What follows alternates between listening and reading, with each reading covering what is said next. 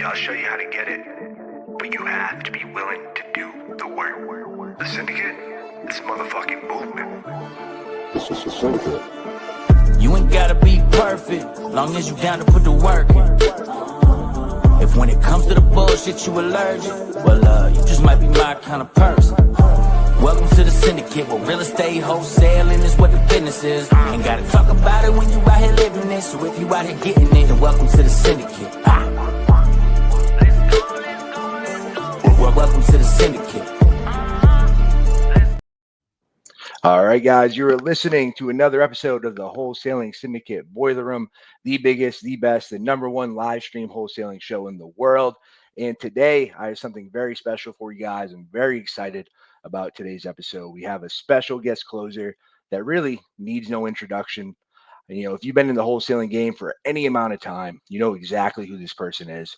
He's a person that's closed over 125 deals in just 50 days. The one they call the king closer, none other than my friend RJ Bates. What's up, man? Excited to be here. Thank you for having me. Of course, man. I'm excited to have you here and excited to lock up some deals and see what happens with the bucket. You know, you're never going to know what happens. And yeah, man, I'm excited you can make it. Hey, that's what this business is about, right? Closing deals, talking to sellers. So this is my my favorite topic right here. So let's do it. Let's close some deals tonight.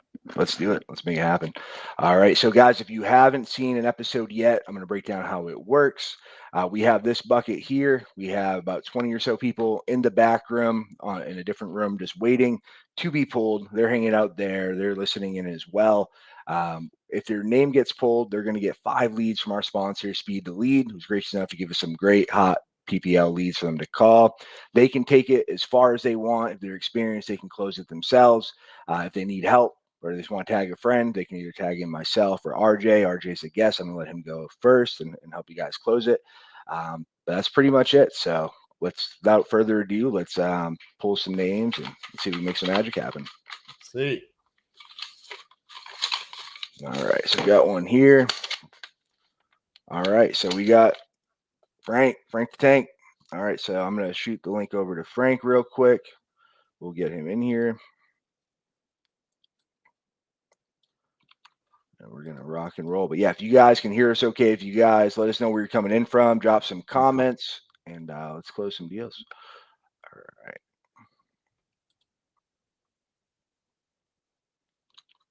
Got some friends in the house. Hi, Ro. What's up, man? There we go. Yeah, we got Hira. I need to learn who Stabilized Photography is. They comment all the time on my videos. But I don't know what their name is. Yeah. Stabilized Photography. What's up, man? All right. Let us know.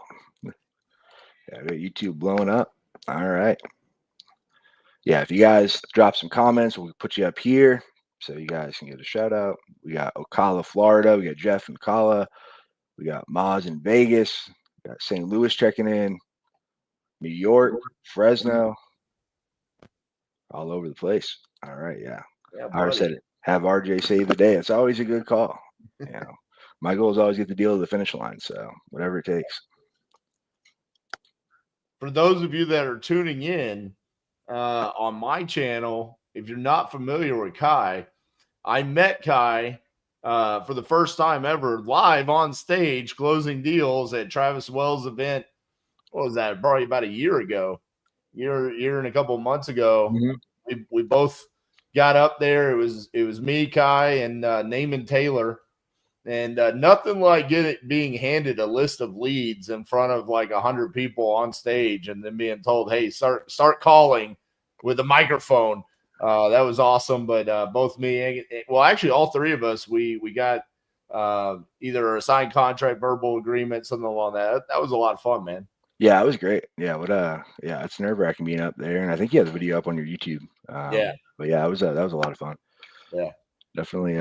Yeah, makes calling it home and in your office a lot easier than not as nerve-wracking. Yeah, exactly. All right, so we got the man, the myth legend, Frank Mejia. What is going on, brother? How you doing? You muted yourself. Press the mic button.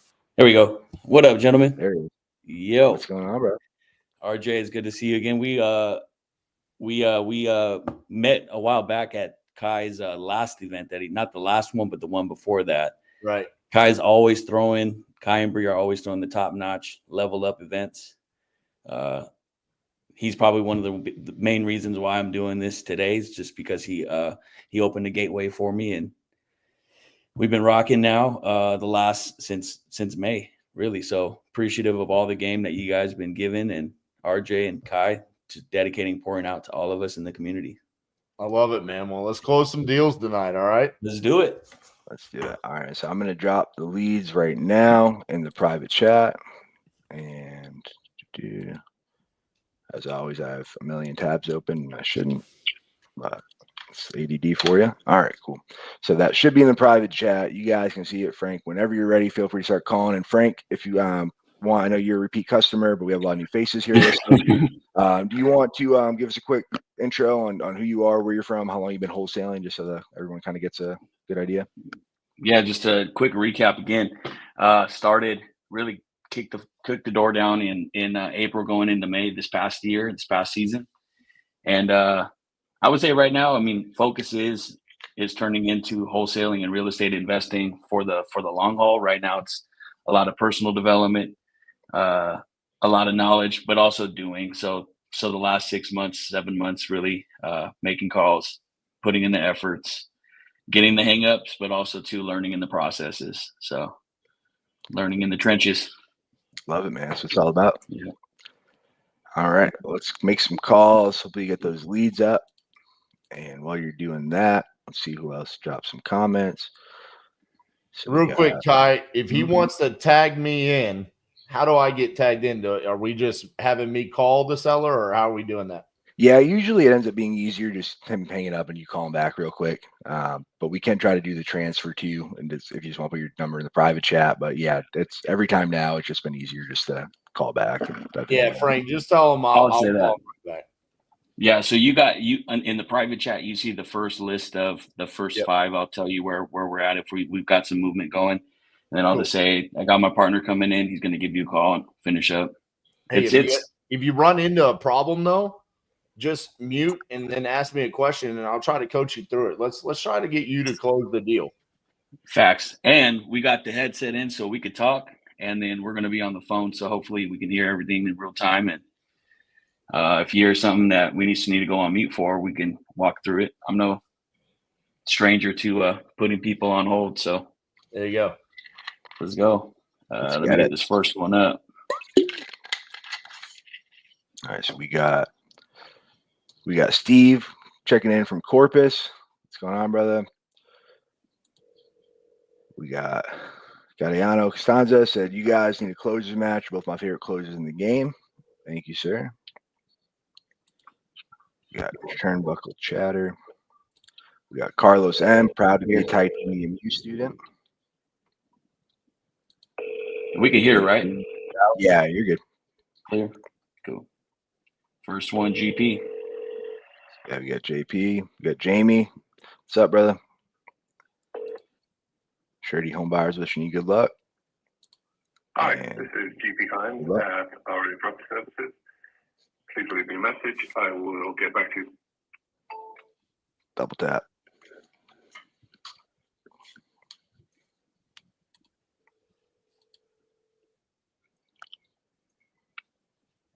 All a part of the game.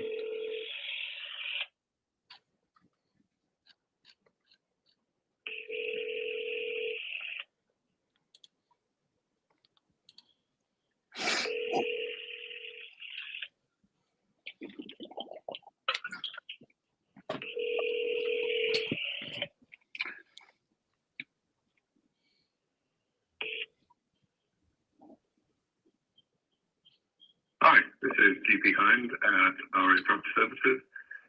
Please leave me a message. I will get back to you as soon as I'm available. Thanks. Bye. Hey, what's going on, GP? This is Frank. I'm giving you a quick call. I was notified that you may be interested in getting a cash offer on a property out in Fort Worth. I'm going to send you a quick text message. If you can, have some time, give me a call back and we'll discuss some options. All We right. said We'll Frank see. called it. We go We'll text first. him. Literally just did talk about speaking stuff into existence, and we're like, "Oh, Frank's a veteran here. He'll help you guys." And we're like, "What if we call him first?" And we called you first. Hey, Frank, I was real warming quick. up the room. It Go sounds for like it. you've done this before, but just remember if they start to say their phone number on the voicemail to mute yourself on your side. Good All call. right, I'll do that. Yeah, that's a good call. We don't want to get kicked off the stream with the first 5 seconds. This one's going viral. You also don't want to give the lead away to everybody listening. 100%. Facts. Yeah, YouTube always says I'm bullying people, and I forget to take off the data. Like, Oh, yeah. Dude, so in 2020, that was the first time I did 50 deals in 50 states live. It was all texting. So I shared my screen on every single day. I lost all of those videos. Really? Like hundreds of thousands of views, 8 hours a day for 50 days. I mean, just gone. Oh, that's rough. You didn't have them backed up or nothing? Yeah, but I mean, I can't really do anything with them now. Yeah, that sucks. it's like me trying to show people how to text when I don't even text anymore. You know, it's like Right. You've reached the voicemail of Jaime Corona with New Horizon California. So RJ, what's Come your on, Jaime. opinion on voicemails? Do you so I leave voicemails on every call for sure. But I like on this format. I mean, double dials. You know, I'm cool with that.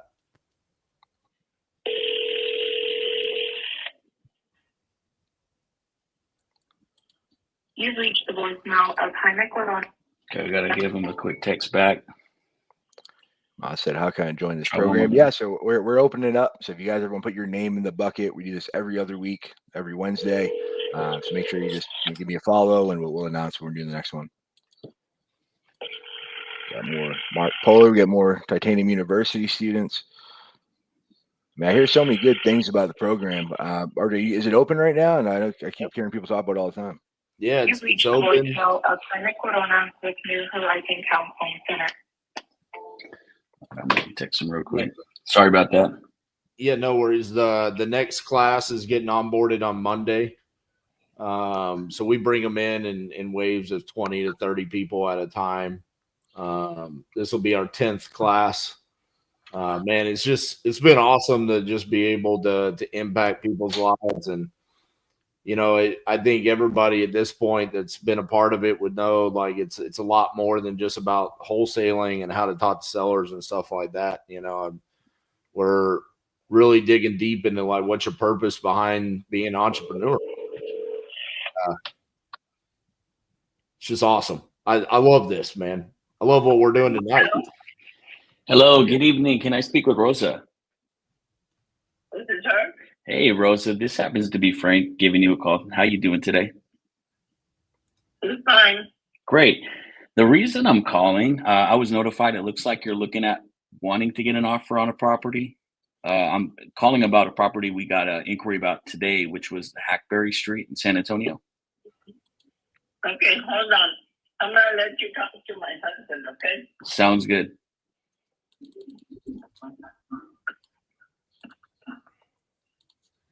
Hello, Hello, sir. Who do I have the pleasure of speaking with today?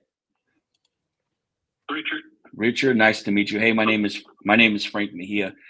I was notified today that you guys may be looking at possibly getting an offer on a property down in San Antonio. Wanted to see how I could help out with that.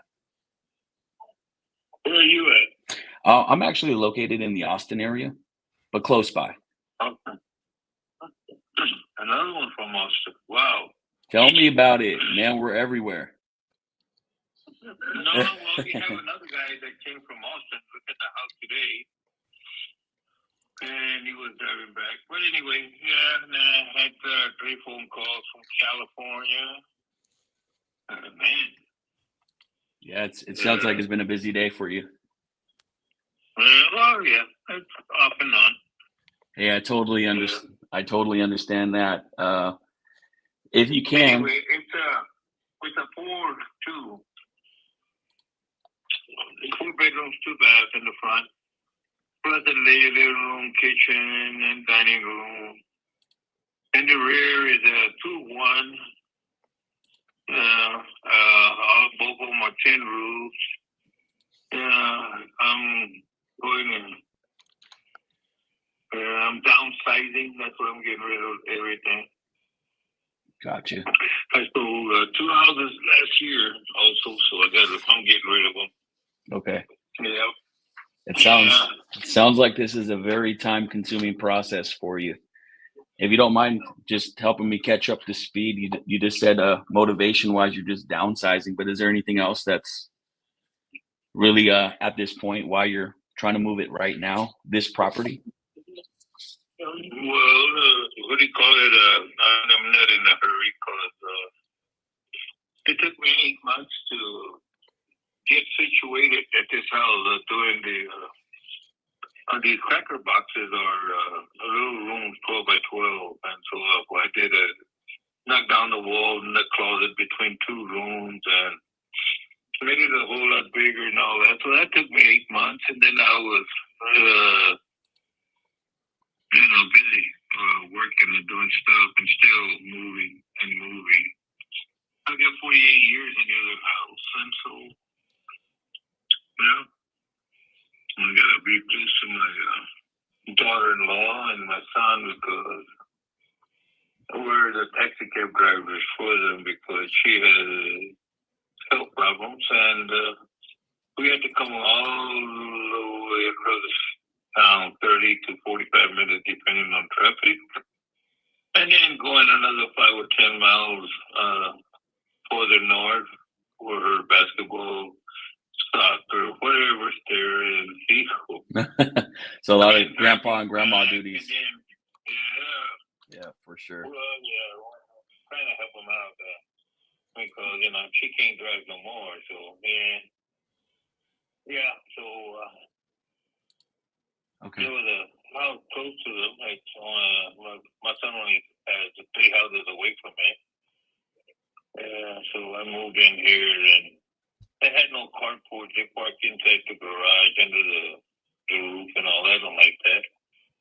I like to park under a carport, and not make those turns. My truck is too big. It's a 1-ton truck, doesn't fit under there. And while working here, I got stopped by what do you call it? That little thing? HOA. He's going. Yeah, you can't have it more higher than the pitch of your house. What? So let's bring it down. I said, my travel trailer ain't gonna fit there, So I had to park it out there and it's for pigs. Anyway, we're on Hackberry. Well, I got the RV area there, the park, 30 amp fuse, has a drain. I have them on mute too, so if you have any live feedback you want to say. There's a 2 room between the 2 houses. It's 16. Yeah, so it was listed in May of 2024 for $350. I don't know. I have a lot of stuff over Down there. $299. High, beautiful ceilings in the front. So I definitely asked him why he feels like he didn't sell on the MLS, and then also how much he wants now that it's not listed. Yeah, gotcha. Yeah. Sentimental sounds like a sentimental property. Been there forever. Yeah. Let him keep talking. Talked to 50 million people today already. I think he's gonna go forever. In my opinion, I take control. As soon as he takes a breath, I'm like, you have a chance to hop in. I try to hop in. Yeah. The renter in the back, well, I gave him a special price because he comes home between 5 and 7, and then he leaves like 8 o'clock. He's gone in the morning. Sometimes he's gone for 2 weeks, and sometimes he's gone for a week or a little party there. But so I gave him a break. Nice guy, very nice. Gotcha. He's month to month. Yeah, so he's okay. Yeah, and I still got 1 more trailer full right now of tools and everything. I had to Guy got a lot of gas. And so I made a lot of Wait, it's got gnarly commercial right next to it too. Yeah, I see it. It's going to significantly impact the value. That's why I'm getting rid of them. I already got rid of it. I already got rid of 2 last year. Yeah. I got rid of some more. Yeah, so I'm downsizing here. I got about 7 more to go. 7 more to go, and maybe we can do some more future business, but hopefully today I can help catch up and at least earn some of your trust today.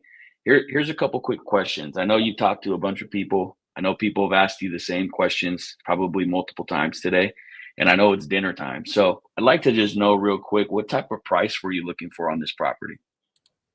$295. $295.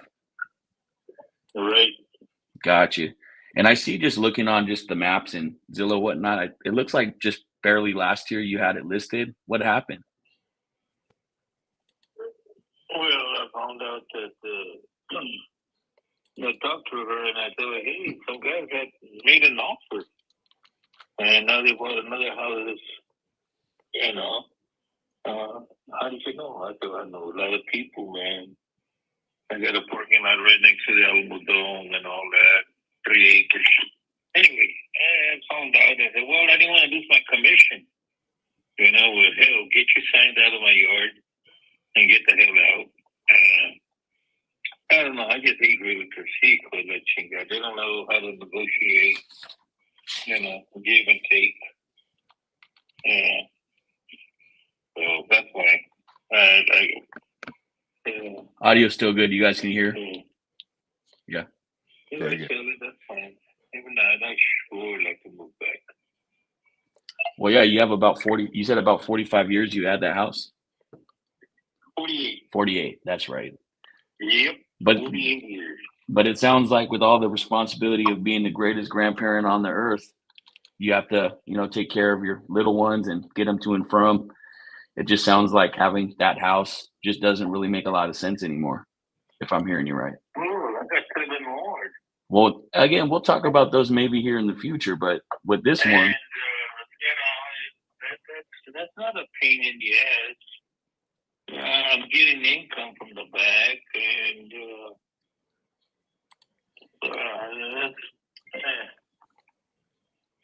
I'm not worried. I don't know. I got rid of quite a few. I got rid of 3 acres right next to the Alamo Dome. And there was I had 2 houses there, 13 lots. So no biggie other than having to pay Uncle Sam.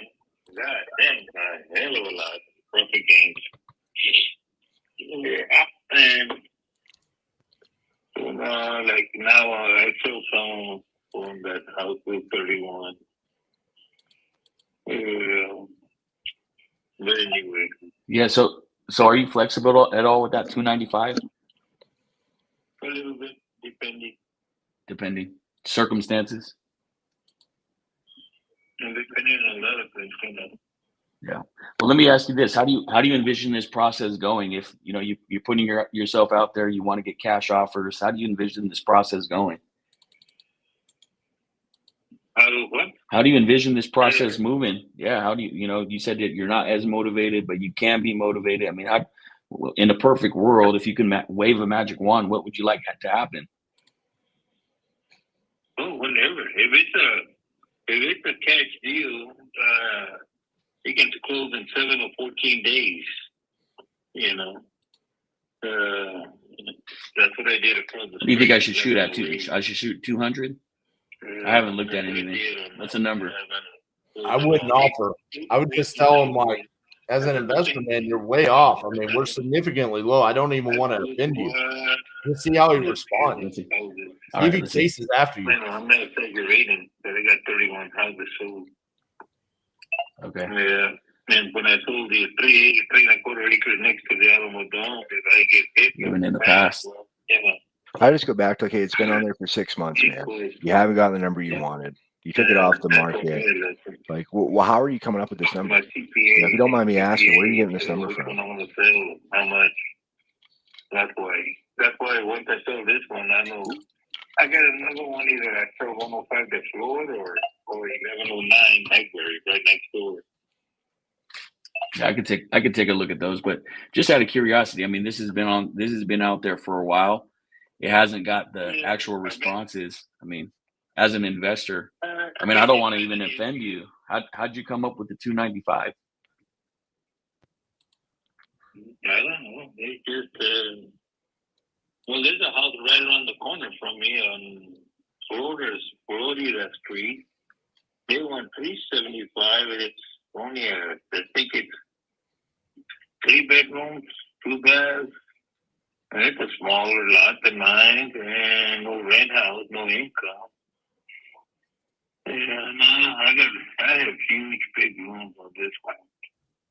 Big rooms. Yeah. Yeah. Well, it's a 4-bedroom too, but again, there's commercial right next door. There's commercial right next door to it too.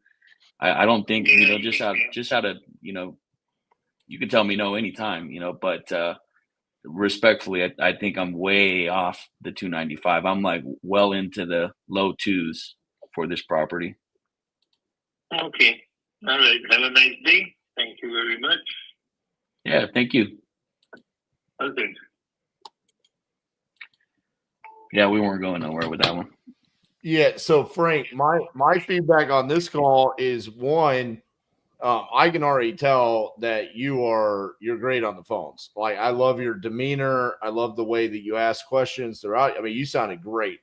You sounded a hell of a lot better than the videos I just reacted to today. I shot 4 King Closer reacts today. You were better than all 20 videos I reacted to. So, brother, be proud of yourself, okay? The result on this has nothing to do with you whatsoever. I mean, this is insanity what we're dealing with, right? I mean, comps wise, I saw someone on there said like, hey, on certain parts of Hackberry, not where this is. I mean, I've got comps pulled up. I mean, realistically, I felt like the ARV was less than what he was asking. So we're well in the stratosphere. And with that commercial being next door, Kai, this is in your backyard. I know San Antonio's weird, but dude, every investor is going to look at this and be like, I don't want that commercial right there. So I thought you did a great job, Frank. The only critique I probably would have given you is, man, maybe you could have done that like 3 minutes faster just to condense your time down. But outside of that, I mean, we're live on YouTube, baby. So we're trying to get a miracle to happen, right? 100%. But yeah, no, great. Like we were saying, I think last time you were on, Frank, dude, night and day difference from you started. You see the confidence, you can hear the confidence. We can see it because we're live too. But yeah, man, you're doing great. And I think that's part of it. A lot of people talk about is weeding the people out, like if that aren't serious, right? Like some other wholesaler that he talked about. Literally, not only did he probably talk his ear off for twice as long, he drove all the way from Austin to San Antonio just to see it, knowing it wasn't a deal already. So like knowing when to cut bait is a big thing. Yeah. Absolutely, man. And again, you could almost tell in the first 3 minutes of talking to him, he wasn't going to be realistic. He wasn't really going to come down. And then the question about, hey, why didn't it sell on the MLS? His response was, realtors don't know how to negotiate. Realtors don't negotiate. Realtors are representatives of the seller and the buyer. All they do is relay whatever the buyer or seller told them. So you're right. They don't know how to negotiate because that's not their job. So right there, I mean, you just know you're dealing with someone that's not going to be realistic, probably not someone we want to be in a short-term marriage, right? For the next 30 to 45 years. I don't want to deal with that guy. All right, let's go. We got one more up. Let's do it. Yeah. So I think that was the third lead. We already got one on. Let's see what else we got here.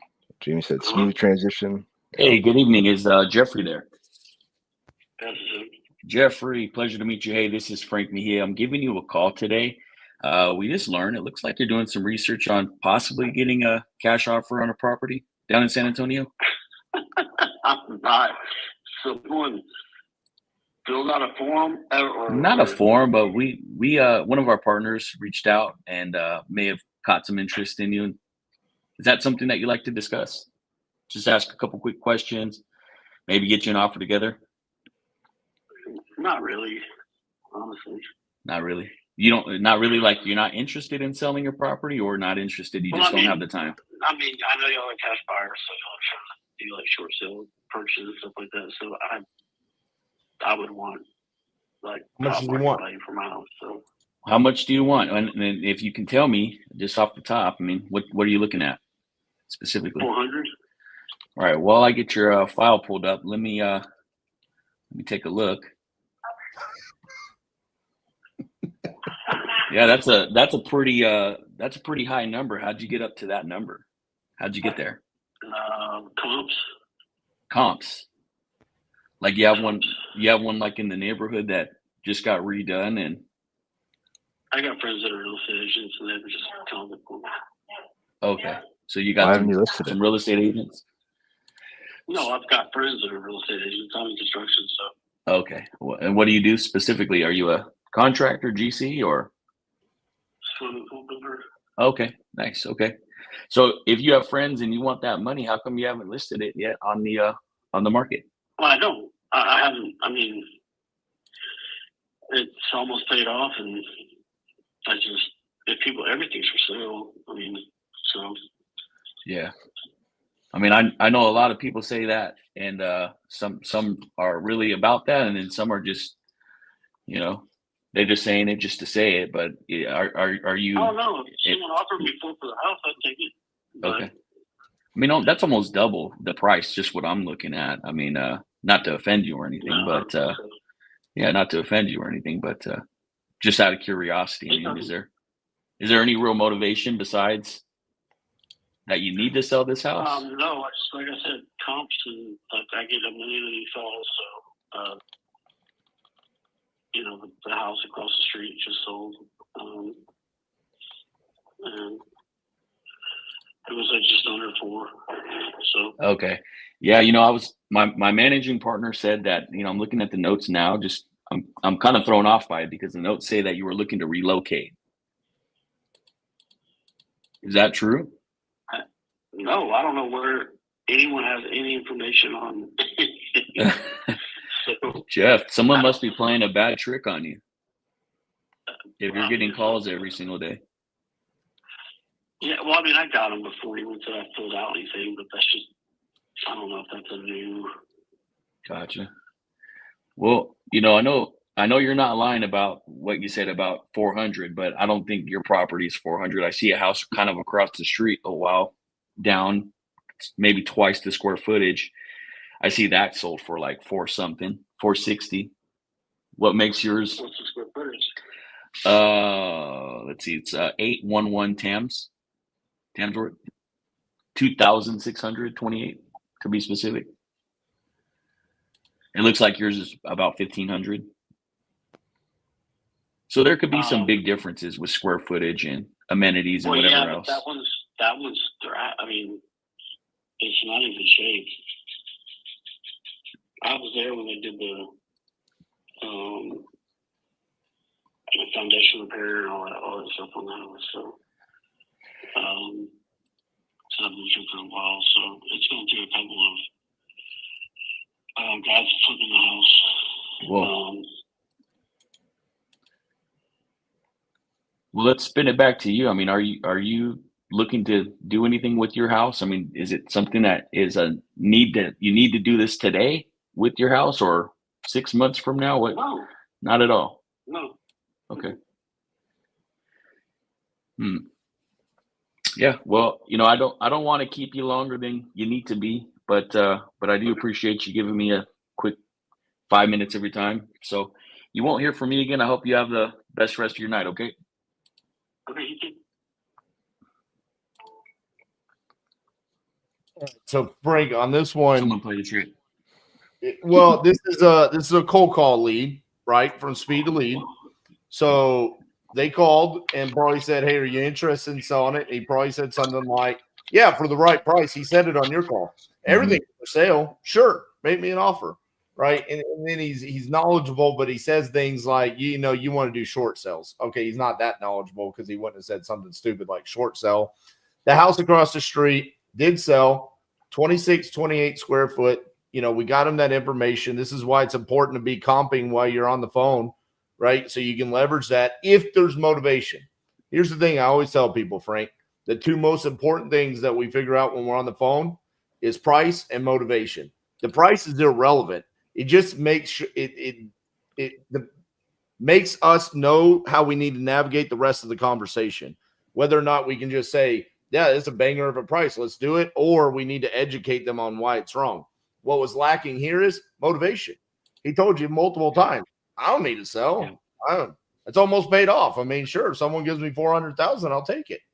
You know, it just wasn't a good motivated seller that, you know, he's not motivated. He's just yeah, I mean, if you give me whatever I want, this ridiculous price. But again, I thought on both of those calls, man, I thought you sounded you don't sound like you've only been doing this for, you know, 6-7 months. You sound like you've been doing this for a while. You sound very composed, good questions, and realistically, this is just part of the game. I mean, this is repetition the part right here that, you know, no one wants to watch this on my YouTube channel, right? They'll watch the ones where I say, hey, watch me close this deal, and it's a 20-minute call and I get to close. What they didn't see is for an hour and a half, I had to go through 8 of these conversations to get to that 20-minute close, right? So I thought you did great, man. I think you should be proud of yourself. Well, thanks for coming on, man. I know everyone's excited to jump in here too with the squad. So, Kai, as always, man, putting things together, man. Mastermind yourself. So I appreciate you guys. For sure, brother. Yeah, great job, man. If any of these call through after, I mean, we're going to be here till 8. I'll let you guys know if something calls. Yeah, same here. Yeah, shoot him a text, let us know, and we'll get you back in here if any of the other people respond back. But yeah, same exact thing. RJ said, great job, man. Keep crushing it. Hey, RLTD said, would iSpeed Elite refund that? I believe they would. I believe if you recorded that and based off the way he said it, I think that would be a full refund for that. Let's go. Put it in, Kai. Let's go. We got the recording. Let's go. All right, man. Thanks, guys. Still getting over a cough. All right. So we got some answers. I mean, literally just 5 leads in just a short window. We got some people on the line, which is what it's all about. So let's shake it up. We'll go through some of these comments, and as we're doing that, let's pull another one. I hope we get a woman. We got Rob. So nowadays you don't know, but I'm guessing Rob's not a woman. Damn it, Rob. All right, Rob. You will be hopping in just a second. Let's go through some of these comments while we're waiting for Rob to step up to bat. All right. So 2 for 5, right? On the connection rate, 40% connection rate on the first. Well, really, I mean, I know we double dial them, but basically the first dial. Here's the thing I've been telling everybody, Kai, is when it comes to speed to lead, the objective here on these types of deals, are these exclusive or are these coupon club? These are coupon club. Okay. So the goal here is that you should close 1 out of every 25. So we're 5 into we're 2 into our 25 because we would still have to follow up with those other 3. But to me, those 2 are dead leads. Like I'm killing those. I'm never contacting them again until like at the end of the quarter. And then I'll just have a virtual assistant or somebody call those and be like, hey, did you ever sell that property? You know, you need to sell it. You want to talk to us again? And maybe we can regenerate something. But to me, those are done. But we still have the 3 that we need to get a hold of. And this is what I tell people. 1 out of 25, man. This is what you got to do. Yeah, 100%. Yeah, and I'm the same way. I honestly, for me, the best possible scenario is getting a deal right then and there, right? But like, or I'd rather have a no or someone like there's no motivation. I weeded them out, so I don't keep wasting time on them like day after day. Because again, part of it is just just focusing on just the best ones, right? Focusing on people that have some motivation that do want to sell if the timing's right. And we could tell that it wasn't there, so. Let's see. Travis is right. He said that conversation should have been 2 minutes, maybe. He's right. And here's the funny thing about that, man. For the people that are consistently doing deals, we look at that and we go, I don't want to waste my time talking to you. Like, you're, hey, do you want to sell? Maybe. I mean, I'm like Travis. I just be like, you want to call me back when you make up your mind on what you want to do? I mean, 100%. Now, I usually ask them, like, are you just, and they say that, like, oh, if I get the right price, I think that's probably one of the most common things we hear, right? Like, oh, if I get the right price, sure, I'll sell. I usually ask them, like, so are you just waiting for a sucker to come along? Or like, you actually want to sell if we come to a reasonable number? Or you just want someone to pay way more? I just tell them, right, if I get the right price, what's the right price? Let's go. Mhm. I don't want to play games. Didn't sound like you want to play games, right?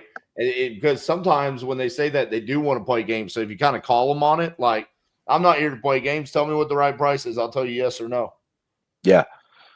100%. Yeah, it's just tough. I feel like that's something that takes a while to learn. Just like taking control of the conversation, just knowing this, because like sometimes, like, certain sellers you don't want to treat like that, but when they're being like that in the beginning, they're being real abrasive and laughing and just not too serious. You just kind of want to check them a bit. Where's Rob at? Let's bring him in. Hey, what's going on, bro? What's up? How you doing, man? I'm doing well, man. Excited to be here. Thank you guys for putting this together. Rob, you gonna close the deal? Hell yeah. As long as you don't talk to those two sellers, right? You're like, give me something better than that, right? Yeah, that's really it, man. Yeah, it's like just you can do like everything right, and if you don't get the right person at the right time, this is really, it doesn't matter who's on the call. There's not much you're gonna do with those ones. But all right, Rob. So I just sent you over the those conversations. Mm-hmm. Yeah. So I just sent you over those leads, Rob. We should be able to pull them up. Cool. As you're doing that, if you just want to give us a quick introduction, let everybody know who you are, where you're from, how long you've been in the game. Yeah, my name is Rob Villa. I'm here in San Antonio. Been in mortgage previously for 18 years. I moved over to the real estate side, wholesaling about 2.5 years ago. Currently, I work with Prime Homes here in San Antonio as an acquisitions manager, focusing on foreclosures primarily. But I've seen and followed both of you guys and know you guys are awesome individuals and are go-givers, and just want to be associated with you all, man. Love it. Let's close some deals, man. Let's get it. Let's go. Let's make it happen.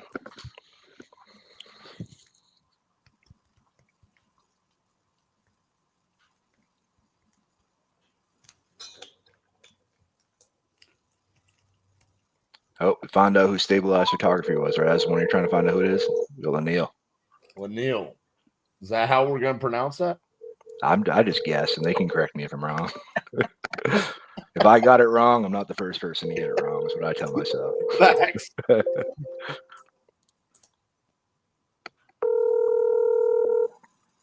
Hello? Hi, may I speak to Benita? How can I help you? Hi, Benita. My name is Rob Villa here in San Antonio. How are you? Fine. Awesome. Benita, I don't mean to interrupt your day. Received some information from a colleague that you might be interested in potentially receiving a cash offer on your home in San Antonio. Is that true? What was that again? I received some information from a colleague that you might be interested in receiving a cash offer for your home in San Antonio. Is that true? So how's this thing getting around? Everybody's calling me. There's data out there that we try to find and match up the best buyers for everyone. So definitely not to be interrupting you or ruining your day, but just want to be able to offer some support and see if we can find the right fit for you. I'm here locally as well. Okay.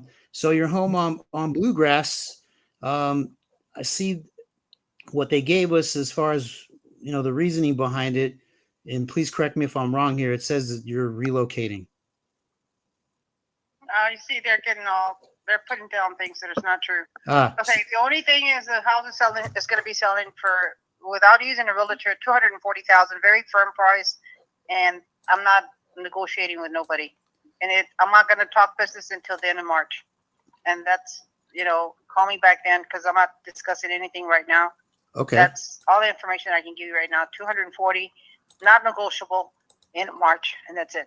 Got it. So somebody must have given some information out really preliminarily based on something you really didn't expect. Well, I don't care what they get. I don't care what they're giving out. Whatever, that's what they're putting in. No. Defeats the whole thing. It doesn't matter to me because I'm not listening to none of that nonsense. Understood. Not necessarily, the reasoning or anything like that, Benita, but just that you're really not interested in selling right now. Excuse me? Not the fact that you're relocating or anything like that, but I'm not. Okay, again, like I said, I'm not going to go into discussing all this other stuff that you're reading or whatever. Whoever put that out, Awesome. I don't know who put it out.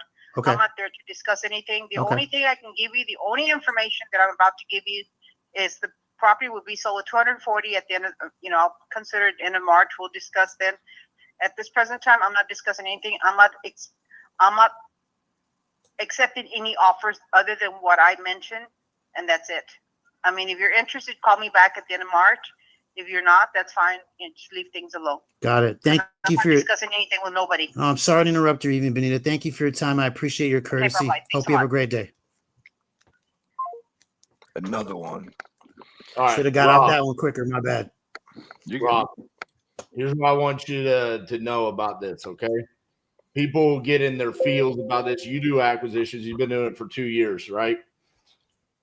In that situation right there, like, dude, don't even bat your eye at it. Don't even waste your emotions or your feelings on 10 seconds of that. Okay. Got it. Yep. Who are you in this transaction? Who are you in this transaction? I'm the one helping her. I'm the one helping her. You're the buyer, right? Yeah. Yeah. All right. Now imagine you walked in to buy a car and the car salesman walked up to you and treated you the way Benita just treated you. What would you do? Walk the fuck out. Fuck you, bro. I'm out of here. Right? Yeah. But it's hard to do that when you invest money into leads, right? And here's the thing. Everyone is like right now, this wave of people are going to speed lead, and we're getting these predictive AI calls, and they're like, it's bullshit because of that and because of the first 2 sellers. Here's the thing. It's not. Okay. We just roll with the punches.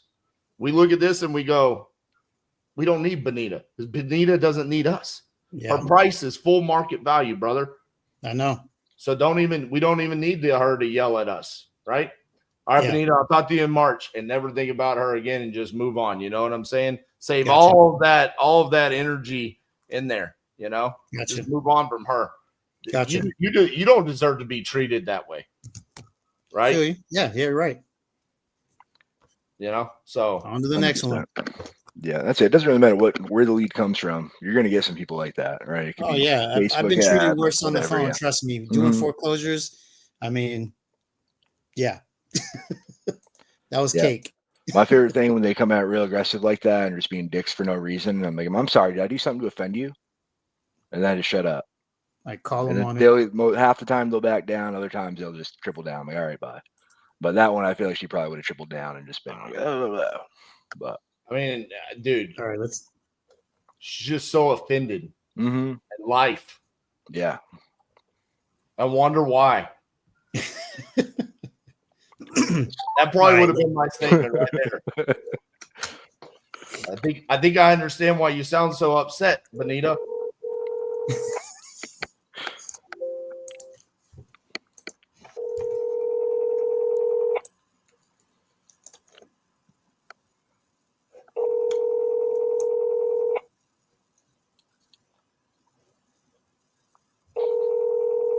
Your call has been forwarded to voicemail.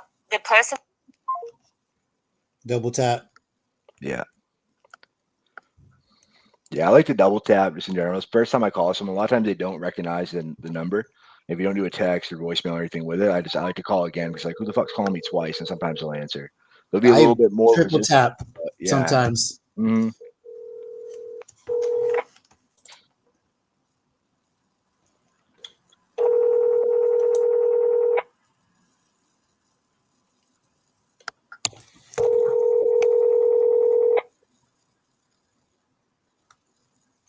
Timothy, Rob. Your call has been forwarded to voicemail. The person you're trying to reach.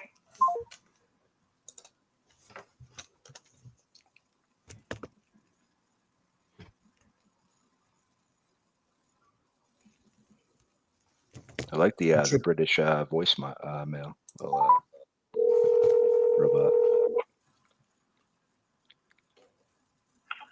Hi, you've reached Jeremy with 84 number. I'm unavailable. Imagine you're Bonita and you just hop on YouTube and you see this guy with an epic beard and you're like, who's this guy? And you click on it and then you hear yourself being the biggest bitch of all time. You realize it's all over YouTube. That's hilarious. Just being like, wow. I mean, dude, think about how embarrassing that would be. Oh yeah. I think that's a big reason, like, why people are so rude on the phone sometimes, stuff just because they don't think anyone else is going to hear it. Yep. We had one, and like, someone's like, I don't know, we ended up getting him, but he's like, it was on one of the live streams. I don't remember if it was a boiler room or not, but someone's like, yeah, I don't know, but like, everybody's talking about this property. It's everywhere. It was one of the boiler rooms. And we're like, oh, really? Everyone's talking about it. And like, we're on the live stream, and we're like, I guess he's right. Like, everybody is talking about it. Like, we're talking about it right now. I triple dialed that one. I'm moving on to the next one.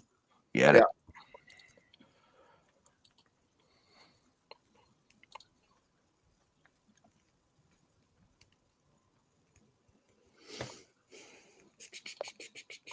Victor said Bonita is the new Karen in Spanish.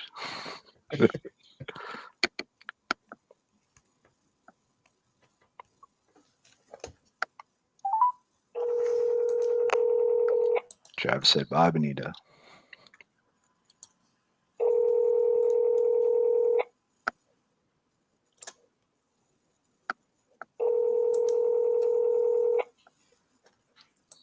Let's go, baby.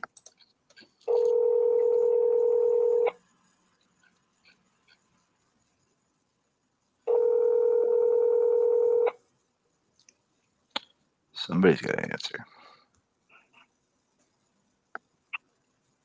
At the tone, please.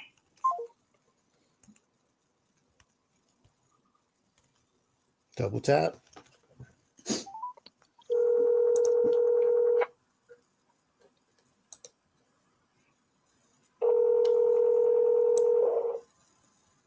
Hello.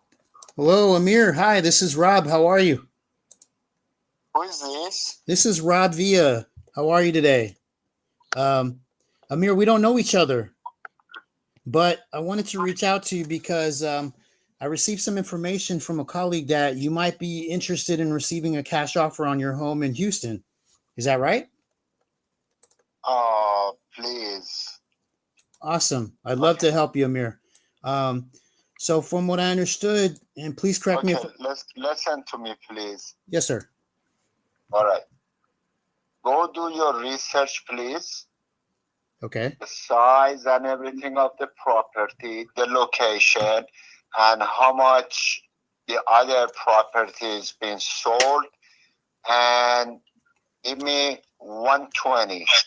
Then we talk. Other than that, I'm not going to waste my time, sir. Okay, let me just make sure I understand you accurately so that I don't waste your time, Amir. I totally respect that. So just to make sure I'm following you, you're looking for 120,000? Correct. That the similar property goes for 145, and this needs the structural is perfect. It may need fresh painting. Maybe wood floor needs to be changed, and little maybe cosmetic things. So for that, I'm taking $25,000 less. So do your research. When you're ready to give me 120, I sell it to you tomorrow. Gotcha. So you're looking for someone to move in the property, essentially. You're not looking for a cash offer. I am looking for cash offer. Gotcha. So anybody that would give you a cash offer, Amir, and please don't take this in any way, then just try to give you some guidance, is obviously going to be an investor who is for profit. And that's what I'm saying. I'm giving you guys $25,000 break. Well, it needs to work, right?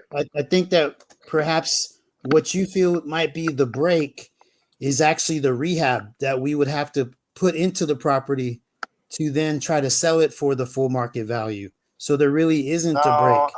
I tell you, the most you guys gonna spend is $8,000 to $10,000. The most. It's a small place, so it's got new AC, it's got new fence, nothing structurally. So a little bit of cosmetic here and there is not going to cost you. It's got refrigerator, it's got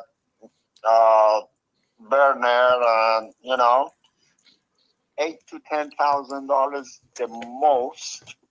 So you guys going to make 15,000. If that's not enough, I don't know what to say. I appreciate you breaking it down for me.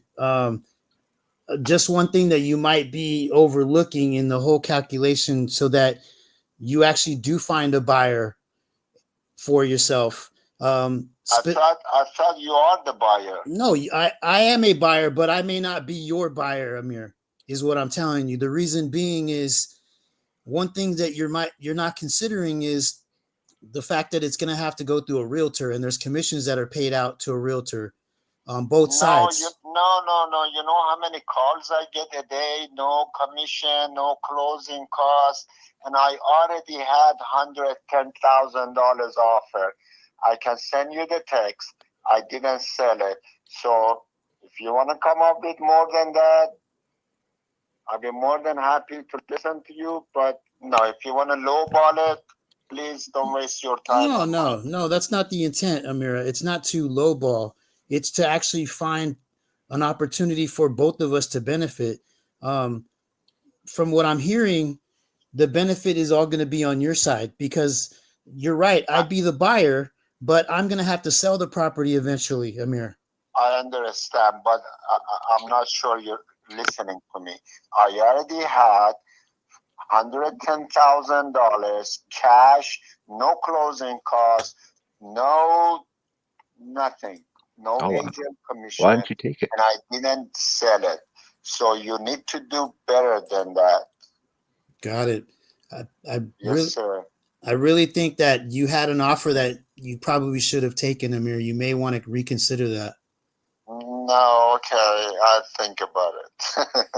Understood. Well, I certainly appreciate the time that you've given me. Yes, sir. Thank you very much. My pleasure. You have a wonderful evening, Amir. You too. Bye. Bye. Another tough one. Give me some feedback, guys. Yeah. So one thing I do different, like real quick, like, hey, reason for the call, right? Like I just try to get into, I do my quick intro, like, hey, Rob, it's Kai giving you a call. How you doing today? Great. Hey, Rob, reason for the call. And I try to immediately take control and start doing it. That guy, I don't think he's going to let you take control either. You could tell right away he's gotten a lot of calls. I'm sure you heard it as well. And I would I'd bring that to the forefront and be like, hey, Rob, let me ask you, man, correct me if I'm wrong. It sounds like you've gotten a lot of calls about this. Is that right? And then, he was, yeah, I talk to you, whatever. Then you kind of open up like, okay, well, why do you want to sell, right? Because I want to find what's the motivation. Like, is there motivation? What's going on? Like, do you just want this magic number you picked out, or is there actually a reason you want to sell? Because cash is something, but maybe we can work something else out. Like, what's going on here, Rob? Fill me in. And then if he opens up, he gives you something great. If not, he doesn't. And you just know to cut your losses and move on. Yeah. But that's about all I have, man. Besides that, I think your tonality's good. You can tell you've been doing it. And it's just, some people it's just not the right time, and they're, you just got to keep making the calls. Yeah. What do you think, RJ? How much did he think that could sell for after it was fixed up? He said 140. And we had comps at we did have one comp at 160, but Darian, help me out on that comp that you have there at 160. What was the square footage? Because our is it 600 square feet? From what I'm saying on this app, I don't know if it's accurate or not, but it is saying it's 326, right? Or is it 323? Which one did I put? 323 is 1,100 square feet. I think they have two different models. They have an 1,100 square feet and a 600 square feet. I don't know how accurate my data is on the Envelo, but I believe that one was a 700 square foot one. But here, let me see if I can double check. I just exited out of the page. So my feedback on this, Rob, is this lead right here is a great lead that in order for us to become like a great wholesaler, we have to be able to close like 1 out of 9 of those. Okay. So what we have to do here is really understand what the motivation is. And he was such a lunatic at the beginning. It was really hard, right? Do your research, call me back, all of that. Yeah. Yeah, it was 622. Sorry to interrupt. So that 160 is 622? Yes, sir. Okay, so We sold on November 1st, 2024. So we've got 160. Rob, you want me to call him back? Yeah. Let's do it. Thanks, Darian. And real quick, guys, I know it's probably just brought Darian in out of nowhere. Darian, he's a San Antonio agent here. He's helping us in the comps in the back room. So if you haven't yet, make sure you go give Darian a follow. And if you need help with anything real estate agent related, Darian's your guy in San Antonio. Appreciate you, guys. Or if y'all guys want to lose in the golf course, hit me up. All right. It was the 713 number, right? Yep.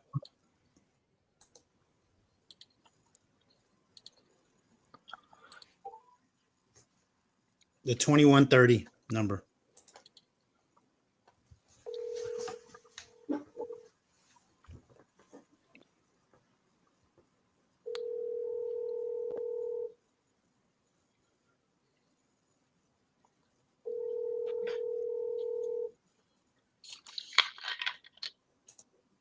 See, bud.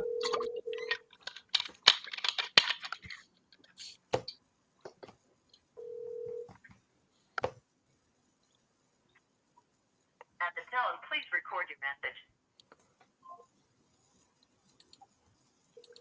Come on, Amir.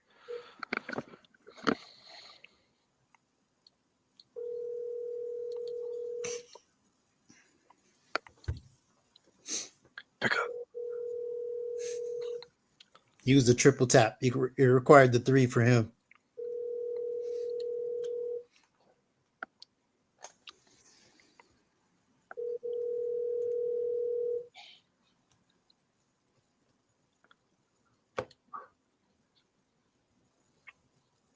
At the tone, please record your message.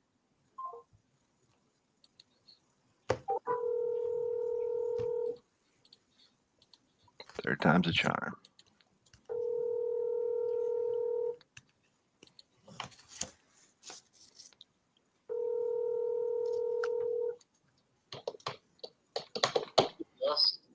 Amir, it's RJ. Hey, you just got off the phone with Rob about your property there on Memorial. Looks like y'all couldn't come to an agreement, and I didn't understand why, so I wanted to give you a call myself.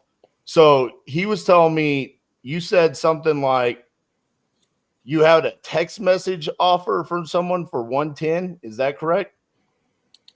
For longest time, he's been texting me. Yes. Gotcha. So one of the things I want you to understand is my competition, they suck. So they sent you an offer through text message. How much did they actually ask you about the property? How much they ask me? Yeah. About the Did they find out about the condition, the occupancy, your timeline? Did they come see the property, or did they just blindly say, "Hey, I'll give you 110,000"? They offered me 110, and they wanted me to set up an appointment for them to look at it. And I said I'd get back with you. And that was like 4 or 5 days ago before the freeze. I said I'm leaving town. I'll let you know when I come back. And I didn't get back with them. Oh, so again, I love my competition because they're super easy to beat. See, here's what happened. They tell you 110, and then they come out there. They're not going to give you 110. So that's okay. I don't care. I won't sell it. All right. So why are you looking to sell this? Because you spoke to someone on my team, and it said you wanted to move closer to family, right? No, I said I want to move to a bigger place. Bigger place. Okay. So what's the timeline looking like that? I mean, is that something that you want to do soon, or is it irrelevant to you? It's irrelevant. Gotcha. So is there a certain dollar amount that you want in your pocket from this close? Yes, sir. 110. No, in your pocket. In my pocket, 110. So you own it free and clear. Yes, sir. Gotcha. So 110 is your price, and you're not willing to budge on that no matter what. It's not worth it anything less than that because I don't have to sell it. So it's not like, I'm in trouble. So if I wait till somebody buys it, and I haven't put it on market, I promise you, if I put it on market, I can sell it for 120, 125. All right. So let's say you do that. So say you put it on the market and you sell it for 120,000, you would have roughly somewhere between 8 to 10% in closing costs between realtor commissions and the closing costs. And then you're also going to have to go through an inspection where they're going to hit you up for inspection items where you would have to do repairs or give them a credit. Is that something that you would want to go through? I don't think they're gonna find anything by inspection, $300, and they have to pay for it. There is nothing wrong with the property, and whatever it is, I'm telling them it needs new, fresh painting, and the floor parquet needs to be changed, and basically that's about it. So what inspection gonna tell them? I have no idea. Well, I can tell you, as someone that has sold hundreds of properties, there has never been one property that I've ever listed where the inspector came back and said nothing needs to be done. I mean, they will always find something. That's their job. It's a liability issue, right? So, all right, what are you telling me, sir? What do you want me to do? Well, my thing is I'm an investor, right? So I want to make money on this, and it sounds like you want to sell the house. So if we're the right fix, if we're the right solution for you, then I want to do that. I just don't want to hang up the phone because we don't even have a conversation about why you want to sell. Sounds like maybe listing with a realtor is the best option for you. However, my concern would be that the property does need paint, that it does need new wood floors, and you also mentioned to Rob that it needs cosmetics. So are we able to get 120, 125 with those with the condition that it's in? Because if you do your research, you're going to see the same property being sold for 145. In the same condition? No, in an upgraded condition. Correct. So here's the thing about that. So when it needs repairs, it's not just the dollar amount that you're discounting for the amount of repairs. It's that you also need to discount for the person that's doing the repairs, right? So in my case, if I'm going to come in and I'm going to do the repairs, I want to make money. I got kids. Do you have kids? I have 5 of them. So you know how much they eat, right?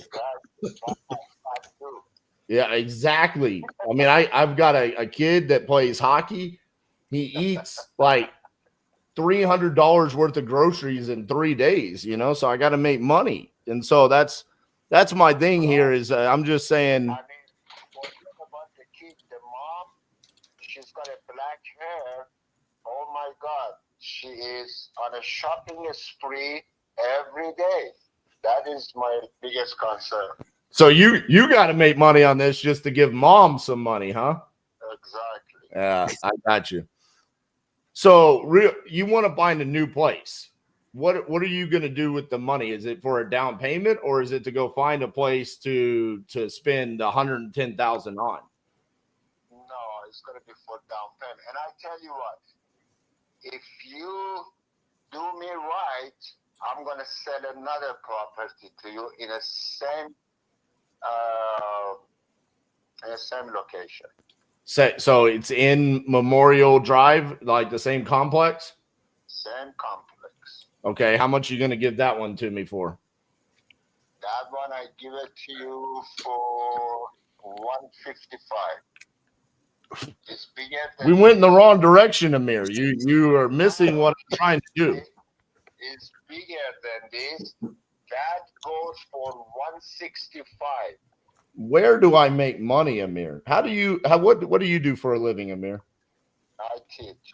You teach? Yes, sir. Do you teach math? No, far from. I can see we're going the wrong way, brother. I sell for 165 and then I buy it from you for 155. I lose money on day one. You don't think in the other one. I know. Just on realtor commissions alone, when I go to sell it, they take all my money. 165. I pay the commissions and all that.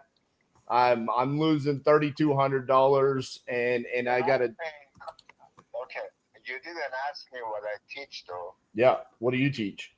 I teach law. So when you don't have an agent and you and I dealing with each other, you don't have to pay any commission. Correct. I've no commissions on this.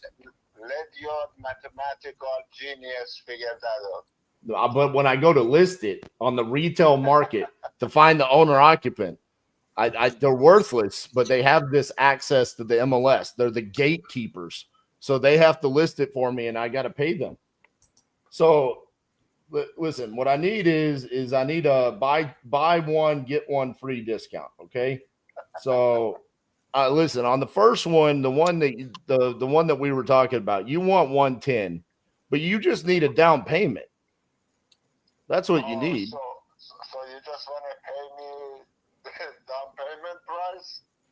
Yeah, I want to pay you the price where I can make money and you get what you need. I only want to put $50,000 down. Is that what you want to pay me? No, I'll pay you more than 50, but you're getting closer. Okay, I'm sorry, I didn't get your name. My name's RJ. Mr. RJ? Yes, sir. Yes, sir. So you have a wonderful night, sir. Thank hold you. on, Amir. We're not done yet. No. RJ, bye. Amir, hold on 1 second. Don't hang up. Oh, he hung up. Damn. I was fun at least. Yeah. No, way to turn them around. No, that was a masterclass. I think that was worth. Literally, you guys listen to most people not answer, most people just, be angry. And then literally that guy, I think arguably he was almost as standoffish as a lot of the other leads. You're still able to turn him back around. So that was so fun. on that one, Rob, but that's what I'm saying on those. If we get to the point where we close 1 out of 9 of those, and listen, what happened just by how the conversation got navigated, a magical second property showed up. Mm-hmm.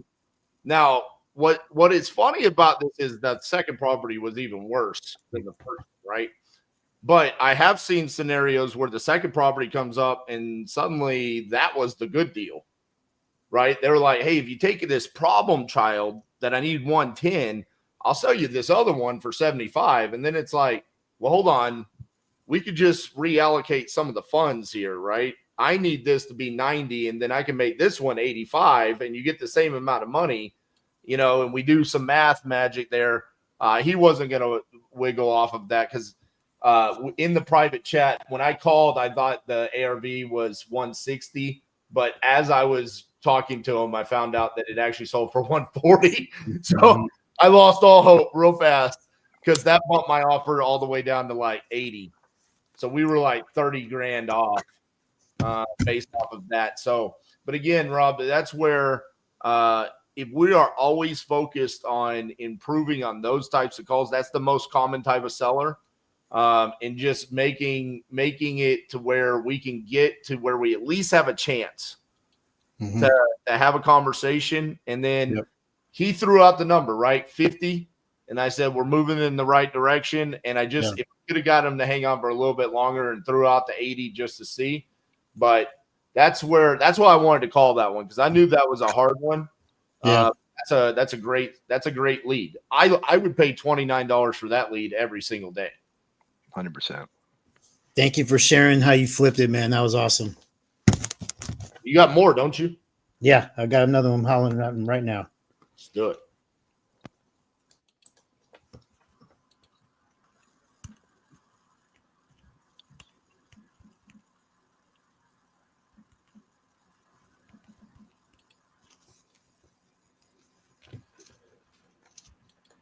Kids is a great tactic, by the way. Yeah, he instantly built rapport. I feel like he dropped his guard just like that and just opened up a bit. Kids and groceries. What are pain points in America right now? The cost of groceries, the cost of gas, right? Leverage it before Trump fixes it, and then you have to come up with something else. Facts.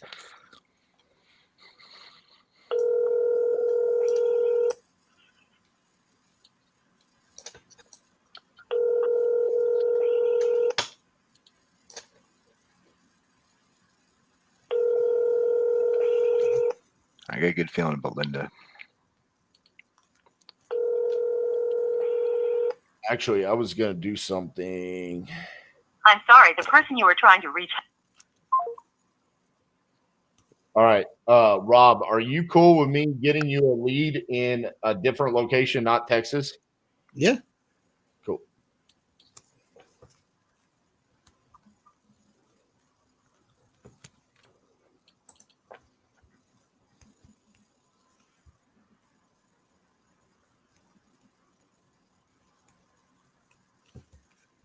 Get that one in the private chat.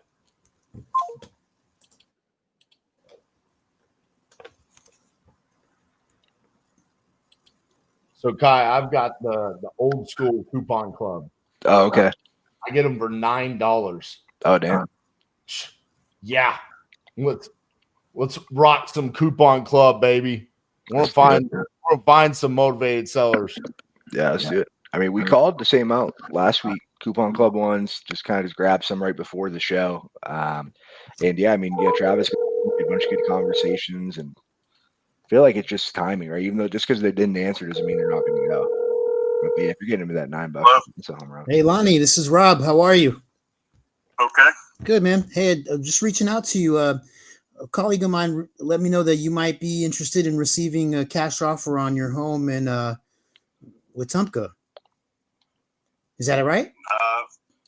Not that I know of, but Huh. All right. So you weren't looking at selling any property? well, you said home. Oh, okay. I'm sorry. So it's land. Yeah. Okay, perfect. So any reason why you're looking at selling? Because you guys called me. Gotcha. So somebody reached out to you to see if you wanted to sell, and that's the only reason why you're looking at doing that. That's the only reason I'm considering it. Yes. Gotcha. So let me ask you, are you open to an offer on it, or what are you looking for on the property? I will listen to whatever offer. Just don't waste my time. So I definitely don't want to waste your time. Yeah. If you got a reasonable, a competitive offer, I will listen to it. I'll consider it, but don't waste my time with something low. Understood. So what are you asking for it, Lonnie? I don't want to waste your time or mine. You guys called me. Okay. About making me an offer. If you want to make me an offer, make me an offer. Yeah. How many acres is it? Do you mind me asking that? Your gal had all that information. She looked it up. I wish I could say that she did, but I'm sorry that she didn't provide that to me. I don't want to waste your time, but if that's too much, then call her. Get the information to where you can make the offer, and you can call me back. Lonnie. Other than that, you're wasting my time. I got it, Lonnie. Thank you so much for your time. Hope you have a great night, man. You too. Thanks. Bro, what is in the water tonight? Like it's a full moon, bro. Just like legitimately, I have done hundreds of these lives, and I've never seen this many sellers in a row just be complete assholes. Like back to back to back. That's how we build the skin. I'm just asking you how many acres. If he had said 3 acres, I was going to tell you offer him 15 grand. Yeah. He wouldn't even give me that. So, hey. All right, I got another one, and then after that, Kai, do you want to move on to another? Yeah. Get one more bucket pull. Yeah. All right. This is Texas. This is in Abilene. Cool. But I'm not in a rush though. If you got time, keep calling people until we get somebody. Somebody's got to be a good one. All right. I feel like every time I'm going through and it's getting tough people, I'm just like, I keep telling myself I'm due. All right. Like one's coming up. Exactly. I think this That's one's it, it. man. They're out there. So Rob, how many have you talked to? you've talked to 2 sellers, right? 2. So you're 2 for 6. Yeah. Okay.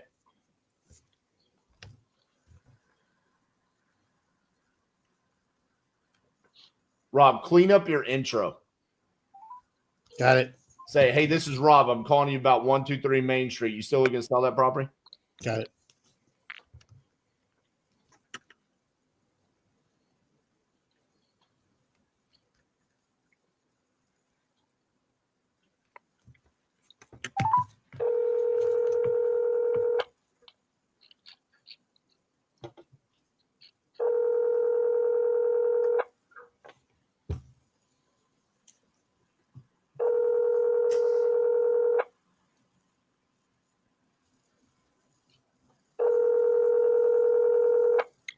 So Jorge said, how can I subscribe to your emails, get notified of these calls? So the best way to stay up to date is join our free school group, just Wholesaling Oh, Syndicate. James. Hey, this is Rob. How are you? I hope I'm doing good. What can I do for you? Yeah, definitely. I feel you on that. It's been one of those days for me too. Hey, I was just reaching out because your home on 310 Yaw Road in Abilene. You still looking to sell that? Yes, but I'm not looking to mess around, and I'm not looking for any BS. So how about that? Yeah, that's perfect. That's just exactly the type of people that I like to work with, James. So tell me, what's the price you're looking to get for the property? I'll tell you what. I'll tell you what I got going on. Okay. I owe $245. I've been on Redfin.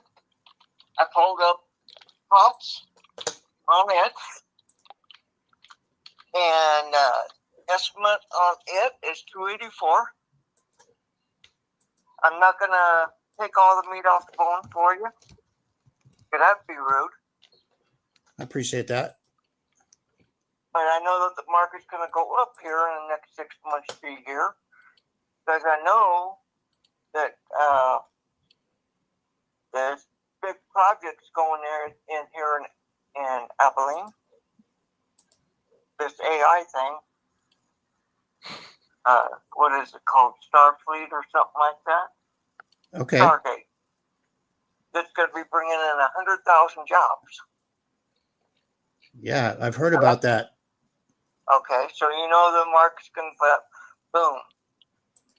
So, now, it's a go ahead. it's a 3.5 acre lot from what I'm seeing online. Is that accurate? It's actually a 4.5 acre with a shop sitting right on the lake. Gotcha. Because they, when they looked at it, they did not look at it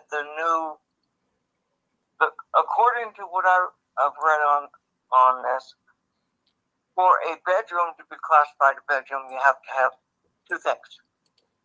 A window, Closet. and big enough for a bed. Correct? No. It also requires a closet as well. According to this, what my realtor that I bought this from said, the new standards are you don't have to have closet. Because you just went through it with a different house. Yeah. Because they were buying it and it didn't have closets. And there's like, oh no, new standards now. Gotcha. Okay. Don't have to have the closets. So we have what would be now classified 4 bedrooms, 2 baths. The bathrooms have been updated. The kitchen's been updated. Brand new flooring in the kitchen. The house is updated. Electrical, plumbing. And there's why? nothing that needs to be done in the house. Okay. It's move-in ready. We live in it. I have a VA home loan. I owe $245. I'd like to walk out of here with money in my pocket. I would like to walk out of here with 20 to 25 in my pocket. 20 to 25 in your pocket. Got it. And what? And okay. Go ahead. And the reason why you are looking at selling? I'm sorry I didn't ask you that initially. Well, it's just me and my wife, and it's too big for me and her, and we're gonna go RVing again. Oh, perfect. That sounds like fun. Are you any spots you're looking forward to getting to? Well, we RV'd for 2 years before we bought this place. And we had wrecked our RV, and it was in the shop. And now it's going to be coming out of the shop, and we decided, well, this is just way too much house. I get it. Because we got a back sunroom here on here, and this is actually 1,860 some odd square feet of a house. I have their appraisal from when we bought it, from the VA, and it appraised at 265, I believe it was. That was last year? Yep. Gotcha. And when I went on Redfin, it appraised out at 285. So I know there's still meat on the bone. They estimated it could go anywhere from 285 to 322-ish. So there's still a lot of meat out there. Yeah, I'm looking at the address on Redfin right now. I can pull up mine and show it to you. Yeah, the only reason I'm just wanted to make sure that I'm understanding you accurately. You said it's 285 on Redfin? Hang on here. I'm gonna pull up mine. Yeah, just want to make sure I'm looking at the right thing for you. I'm gonna share it over to you down at the bottom. It says, where'd it go? Towards the bottom, where'd it go? So you're looking at getting the number that you're asking for, and you're planning on RVing. Do you own the home free and clear? You have the note at 245, right? Right. I have the note at 245. It says Redfin estimate 284. I can bring it down. I'll tell you what. 265 out the door gives me 20 in my pocket, and we call it a day. I've got a couple other guys that I'm waiting to hear back from, but 265 is as low as I can go. I have to pay for repairs to my RV, and I've got some bills I want to pay off, so that when I'm in my RV, I don't have anything to worry about. But that's where I'm at. Gotcha. I'm not going to BS you. Yeah, I appreciate that. You don't BS me, I don't BS you. We all in a happy spot. There you go. That's definitely a gentleman's approach on it. Do you mind me asking what your principal and interest payment is, all in? I'm paying over $2,000 a month. Gotcha. Interest is a 6.99. It's a VA home loan, so I can't rent it out. I have to occupy it. So gotcha. That's why I have to sell it. Gotcha. So you're saying that you need in your pocket, walking away, at least 10 grand. Is that right? No, I need 20. There'll be like 2,500 that I have to pay for taxes that the previous owner didn't pay, that I'll have to pay. So I need to pay that. I need to pay my RV off out of the shop, which is about $8,000. Gotcha. So yeah. After that, then I'll have about, I have some credit cards I want to pay off, pay them off, and then I'll have some gas money. There you go. That's what it comes down to. And then the journey starts. I get it. So yeah, I mean, it sounds like I'm a disabled vet. Thank you for your service. Disability, so Thank you for your service. I'm not trying to rob you. Not trying to be greedy. I'm needy. I hear you, and I respect that immensely. And I'm not here to waste your time either. From what I'm seeing, you know, it really looks like listing is going to be your only option to get what you want. Quite frankly. All right. Well, I appreciate your time and I appreciate your honesty. I certainly do appreciate your time as well. Thank you so much. I hope you have a great evening. If I figure something out that is alternate to that, then I'll let you know. All right. Thank you, sir. And you have yourself a good night. Thank you. Bye-bye. All right. Bye-bye.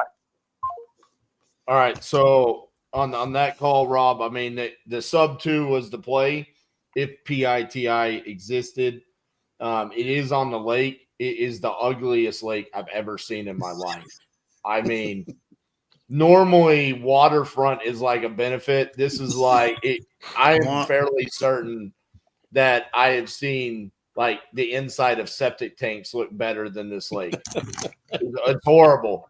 I can't believe it appraised for what it appraised for. That's just tough. He just bought it. Yeah, he just bought it. So it's really tough. There's no equity there. Sub 2 is the only play. That got wiped out. Here's my coaching of you on your calls. One, I need you to clean up the intro. I don't like it. Like I don't like the how are you doing? You know, I got some information about you might want to stop. Dude, just come in. They answer the phone, right? So by answering the phone, they already told you now's a good time. Yeah. That's the mindset. So I'd much rather hear you be like, hey, this is Rob calling you about your property over there in Abilene, Texas. Look like you talked to someone on my team that you need to sell that. You still looking to sell? Just roll right into it. Own it, you know? The other thing on this guy in particular, there was a moment in the conversation. And listen, I don't know if the comments got to you or if this is how you normally do things, but when you have a seller talking to you about something, embrace what they are talking about and let them steer the conversation because they're talking to you about what's the most important thing to them. There was a moment where he was talking about money and what he needed and all of that. And then you said, so is this a 3-2? And then it derailed the conversation because then he went, well, actually it's a 4-2. And do you know what a bedroom takes? And blah, blah, blah. And then it was like, there's 5 minutes of conversation we didn't really need to have. And then we got back to, oh, he remembered I need to talk about the fact that I need X amount of dollars. And I just want to shoot you straight. And he came down on price, right? You didn't even ask for it. He was motivated. Yeah. Right? We are not his solution. Yeah. But those are the two main things. Clean up that intro and then really listen to what they're talking about and do not change the topic. Sit on that. Yeah. Because dude, when you sit in that pocket, that's where you'll find someone who might not seem motivated. Suddenly 5 minutes later, because you asked 2 to 3 conversations or 2 or 3 questions, now you find out they're really motivated and why they need the money. And you started hearing it a little bit there, right? I have some credit card bills I need to pay off, taxes I need, the motivation's coming out. Gotcha. So if there had been equity there, we could have sold that, right? There just wasn't any. He's only owned it, I believe, for a year. 5 months. No, dude, on Zillow it says August. August. 5 months. Yeah. Well, thank you guys for the feedback. Thank you for the coaching.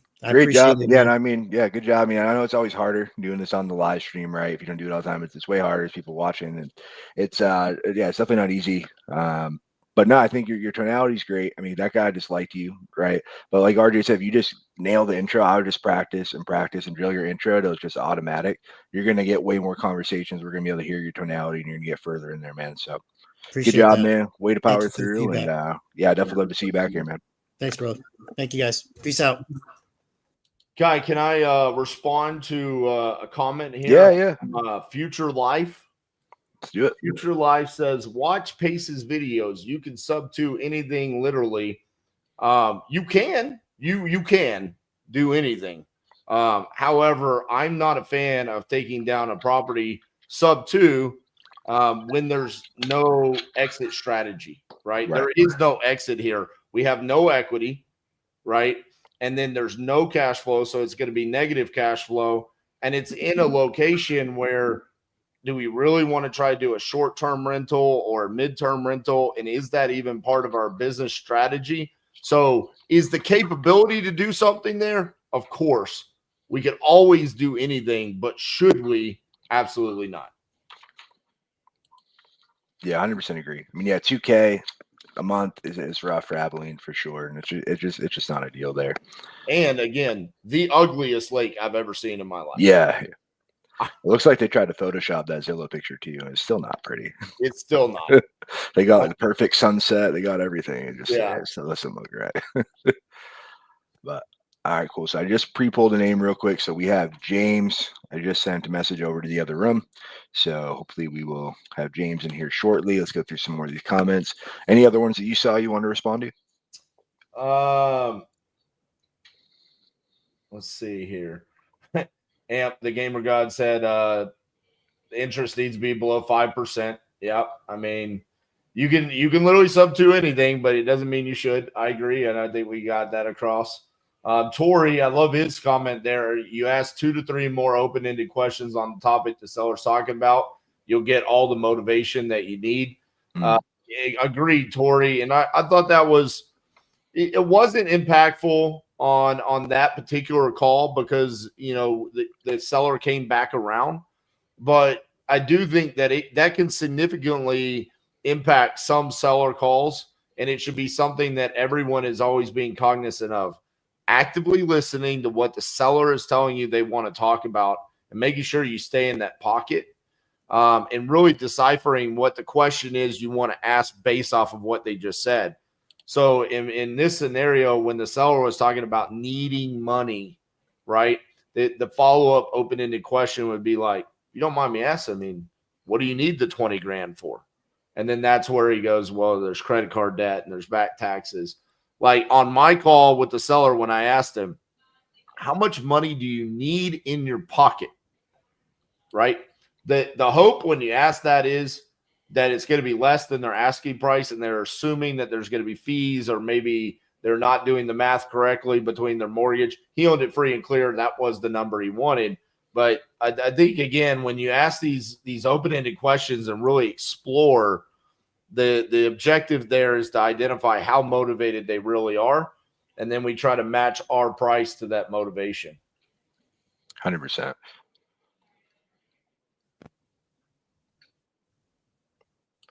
Peter said, I live near Lake Ontario. I've had people bring each other a lake that looks like my swimming pool. Love it. Derek needs help with a deal in Wisconsin, under contract with Dispo. What part of Wisconsin? Galen, who I believe is watching, is a buyer in Wisconsin. Okay. I don't know if Galen's on here anymore. But I can, Derek, if it's not Milwaukee, then he is a buyer there. Oh. Yeah, Glenn said, I'm listening to my pods. Who's got a deal in Wisconsin? There you go. There's Glenn. Yeah. Williams. Yeah. He's your buyer. If it can cash flow. Just like that. That easy. All right. Who we got coming up? James? Yeah, James. All right. I can kind of hear what's going on in the other room, and it sounds like he's hopping over. So nice. Hopefully we'll get some good ones. We're due. We're definitely due. So we've got Houston, Tampa, and New Braunfels on here. Dude, I'm gonna tell James which ones to call. Like, just based off of so when I buy leads, Kai, from Speed Lead, because this has been a hot topic lately. Like, how do I know which ones to buy? I'm going based off of seller motivation, right? So on these, we've got an emergency reasons, we've got a selling a vacant non-occupied house, and then we've got tired of being a landlord. I will tell you guys, selling a vacant non-occupied house is just straight banger. I mean, that right there is great. how fast they want to sell ASAP. It's vacant. They've owned it for a very long time. It's not listed. Best time to call is anytime. To me, that's the one that you're calling. I mean, first. I mean, that's the one that you want right there. The other one, the Facebook lead for emergency reasons and a full gut renovation. That could be a fun one. Love that lead. Full gut is fun to underwrite to see if you can actually get it deep enough. So, yeah, man, I think James has got, in my opinion, out of the 3 sets of leads that you've sent over, I feel like James has the best setup of leads. I feel like there's a contract in here. Yeah, that's good to know. Yeah, I just kind of just randomly grab some and run around trying to get set up. So that's good to know. So are there any other ones that you look out for that are like, hey, grab that one? Yeah, so funny enough, my opinion of financial reasons has really shifted lately. What I'm seeing with financial reasons is that a lot of times it's that they need money. So like that guy would be a financial reasons, right? I need 20K. I bought it 5 months ago. Give me 20K. And then just, it's like, dude, I get it. You need 20K, but where do I make money? There's no room in this whatsoever.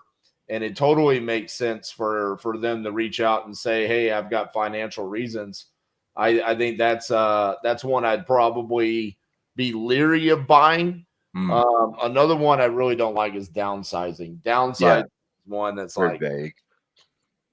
It's also, I mean, it's like the guy I talked to, Amir. I mean, he was like, I want to just get a new place. It's like, okay, well, that's not motivation, really. Am I a piece of shit for going under contract before having a buyer? No, you're just a wholesaler, brother. That's what we do. That's too funny. All right, so I think we got James here. Hey, James, can you hear us? Yes, I can hear you loud and clear now. Awesome. Are you at a camera? I do have my camera on. How do I get this on? I've been on camera the whole time. Is there a certain way the to back turn room? this one? Might be because the Zoom's here. We're still figuring that out. So no, if we can't figure it out, it might just be a button on the bottom if you hit the settings. Yeah, dude, get off of Zoom if you're still on there. It won't let you use both. I'm in. So I left the Zoom and now I'm in StreamYard. Okay, go to your settings at the bottom, and then it'll ask you to select your camera. It says remove from stage, edit name, edit audio, and stop mic. Yeah. Let's see. Hold on. There's one more settings here. Next to mute, is there a camera thing? Like camera. Yeah. Let's see. Hold on 1 second. Let's see if this one works. There you are. There you are. Yep. Boom. All right. Boom. What's going on, man? Not much, man. How you doing? Doing well, bro. I think it's your first time on, right? Yep. First time here. Awesome, brother. I'm excited. Hopefully this will be the one. Lucky number 3 for the day. I just dropped the leads in the chat. Hopefully you should be able to pull them up. And then real quick, do you just want to give us a quick introduction on who you are, where you're from, and how long you've been wholesaling? Yeah, my name's James Thomas. I live right outside of Tampa, Florida. Been wholesaling for a little bit more than a year now. Started last October, and yeah, I mean that's it. Love it. Awesome, James, I had to tell you, man, I love the value that you provide inside of the vault. I see all your comments, man, so I really appreciate that. And I'll tell you, looking at your lead list here, I told Kai before you hopped on, I think you got some really good ones. You said you're right outside of Tampa. I think you should call that one in Tampa because I'm telling you, between the one in Tampa and the one right above it in Houston, I think one of those is a contract. All right. Where are the phone numbers? All the way to the right. Gotcha. Holy shit, this sheet goes for days. All right. It's in A column. Got it. Let me see if I could. All right. So how do you want me to call? Just off my cell phone and put it on speaker, or? Yeah, be perfect. All right. Let's hit it. Let's see. Tampa Paul. 813. Don't read the phone number. That's a hard habit to break for sure. Let me sit and remind myself reading it. Yeah. All right. Let's see what he's got to say, Paul. Can you guys hear me though on here? I'm not on like. Yeah. Okay. No, but I mean the phone. Yeah, I hear it ringing. Okay. Your call has been forwarded to voice. The person you're trying to reach is not available. Yeah, I just double dial them. Please record your message. Trying to find the address too. I mean, I'll drop it in the chat. Sorry, I should have deleted some of these fields. I was, it's running around. all right. All right. No, yeah, it should be in the private chat. So that one I just put in there. Yeah. Okay. Cool. But yeah, if you look at like the last couple fields, like AN, AO on the Google sheet, you'll see it.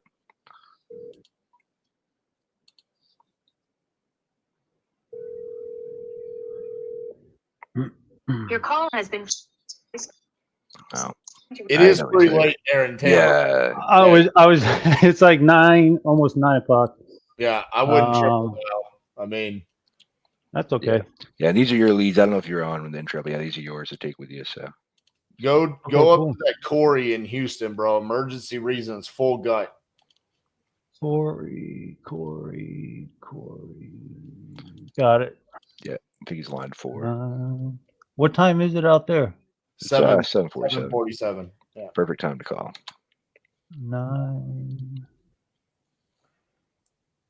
Bro, this is going to be highly motivated, right price. You're going to call him, and he's going to be like, dude, give me $50K, and it's going to be a $400,000 ARV. I'm calling it. Well, let's find out. What's this guy's name? Corey. All right. What's the address? Okay. Just put in there for you, too. Hi, is Corey there?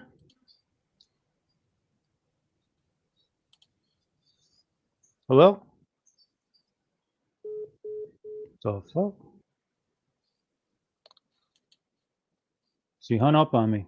That I just definitely came didn't back. sound Like, like I'm sorry. I think we got disconnected.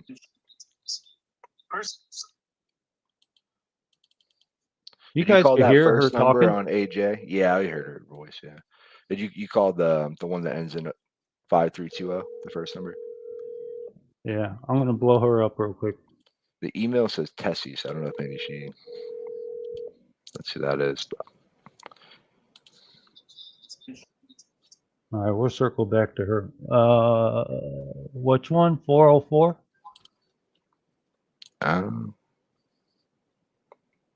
The next one you want me to call? You can do any of them now. I mean, it doesn't matter. That was the one. I'm telling you. Well, we'll find out. I'll keep you posted. This one is David.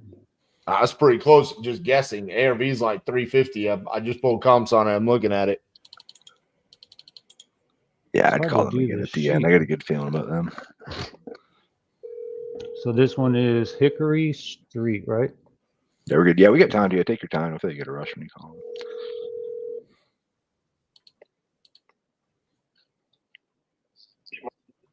Marshall. Guy's name's supposed to be David. Hickory Street. I'm looking at the right one, right? 446. Yeah, David.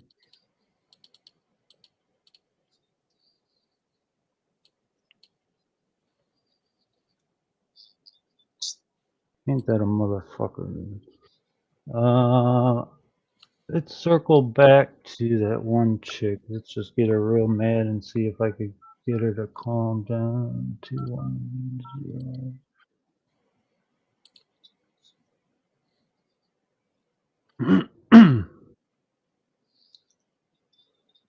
She blocked me.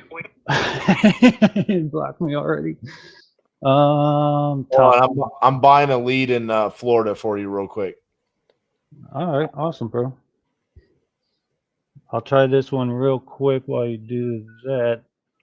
This is the top one there, Kai. 2, 8, 1. Hey, I'm dropping it in the private chat, James. Okay. This one it is a little bit confusing because it says type of property land, but what best describes it is selling a vacant, non-occupied house. So it could be land, right. it could be a house. Let's hit it. Let's hit it.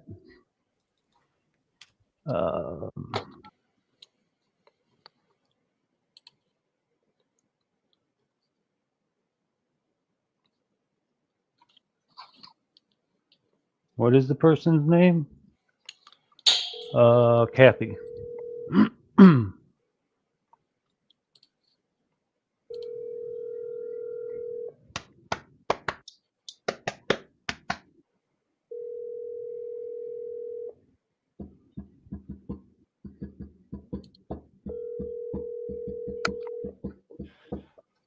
It's a house.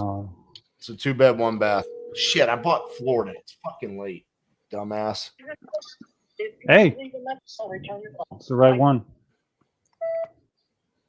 Yeah, it's we're pushing 9. Yeah. Let me get you something on the West Coast. That one was the right number though. I mean, everyone else seemed to be the different. I don't think I hit that bottom one yet. New Brunsville, Texas. Yeah, New Braunfels. New Braunfels? Yep. 51265. Yeah, it should be good. It's an Austin area code, so it should be right. Frank, I did multiple videos about the 1-to-1 consent. I think I did 4 total, but it's postponed as well.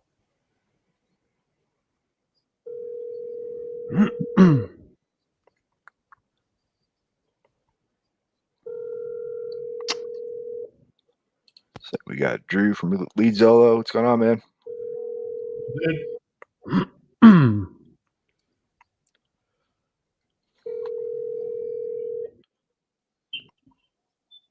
You reach your voicemail. That was the right number too. Hold on. Give me about 2 seconds, man. I'm gonna get your lead here in just a second. Yeah, I'll call that Corey Urson one for you while he's doing that, see if we can get him to answer my number. Okay. Yeah, that one guy, it says best time to call him was in the morning. This one is. You say you're gonna try him, right, Kai? Yeah, I'll try Corey. I got an 813 area code.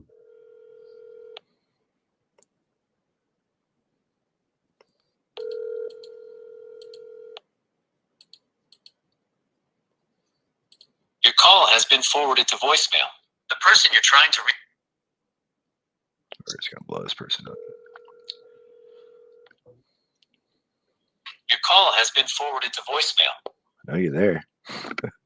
All right, it's not you. They don't want to talk to me either. All right. It could be too. I mean, mine's gonna pop up Tampa, Florida at 8:00 at night. Yeah. Yeah, for sure. Coming. Here we go. All right, let's hit it. California, baby. All right. Hey James, I'm just curious. Is there any way we can send the original purchase agreement? I can sign the assignment. Yes. All right. Where is it at? In the private chat. Ellen. All right. It's a small multifamily. 6.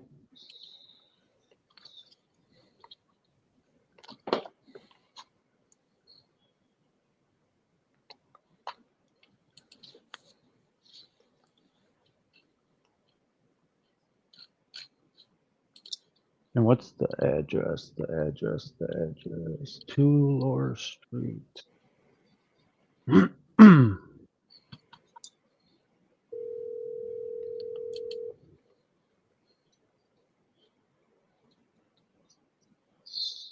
Hello, is this Helene? Who?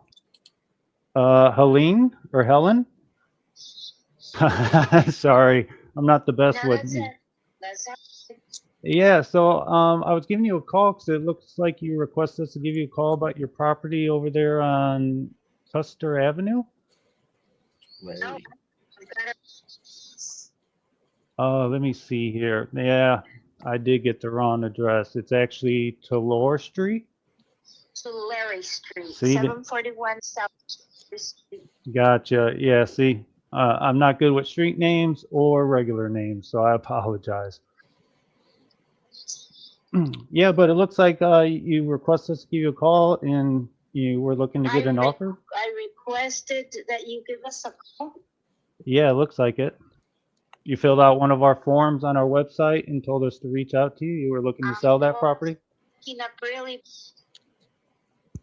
It looks like you filled out a form on one of our websites.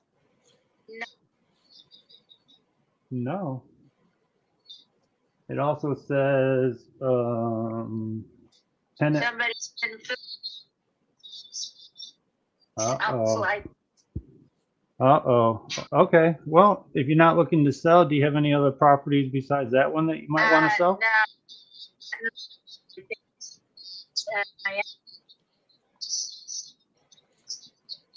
Oh.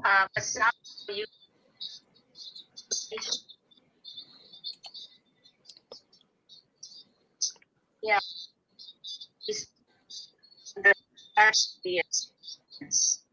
Oh, And, gotcha. yeah. Yeah. Yeah.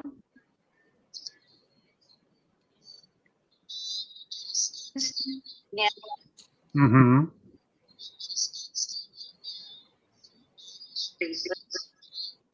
And Oh. so what you can do is give your name to the Oh, okay. So you're like the manager or I- something? Okay, Yeah. gotcha. she wants to go through with it, then so she can do this herself. Okay. Fair enough. Ready? Um, Okay, let's end here. And Excellent. Perfect. what's your name? James Thomas. James T-H Oh, O-M-A-S. yes, ma'am. Okay. And you are with whom? Surety Home Buyers. Surety? Surety.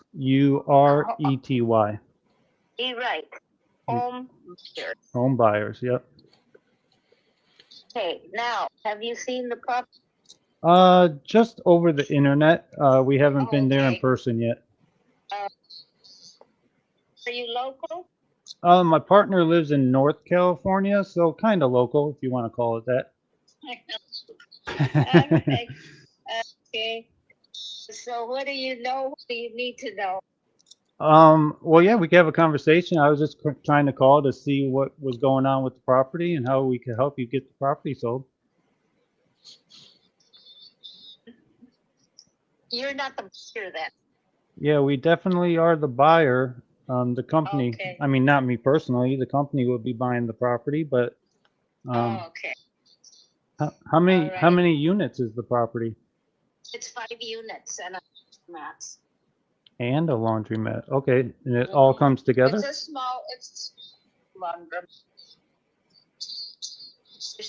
Buyers. 360. Mm-hmm.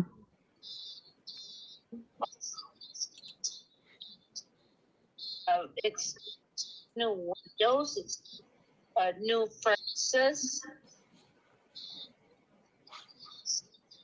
Windows, furnaces, buildings, with a new roof.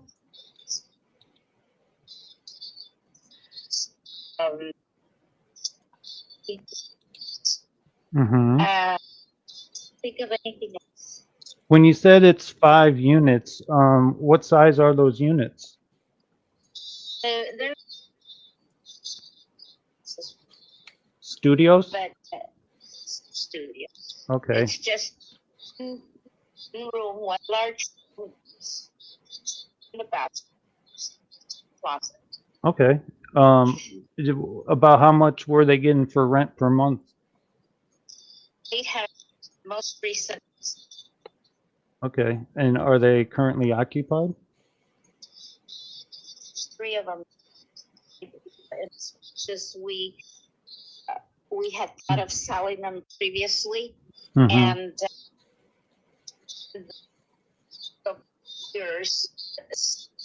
the only way they would buy was if they were vacant.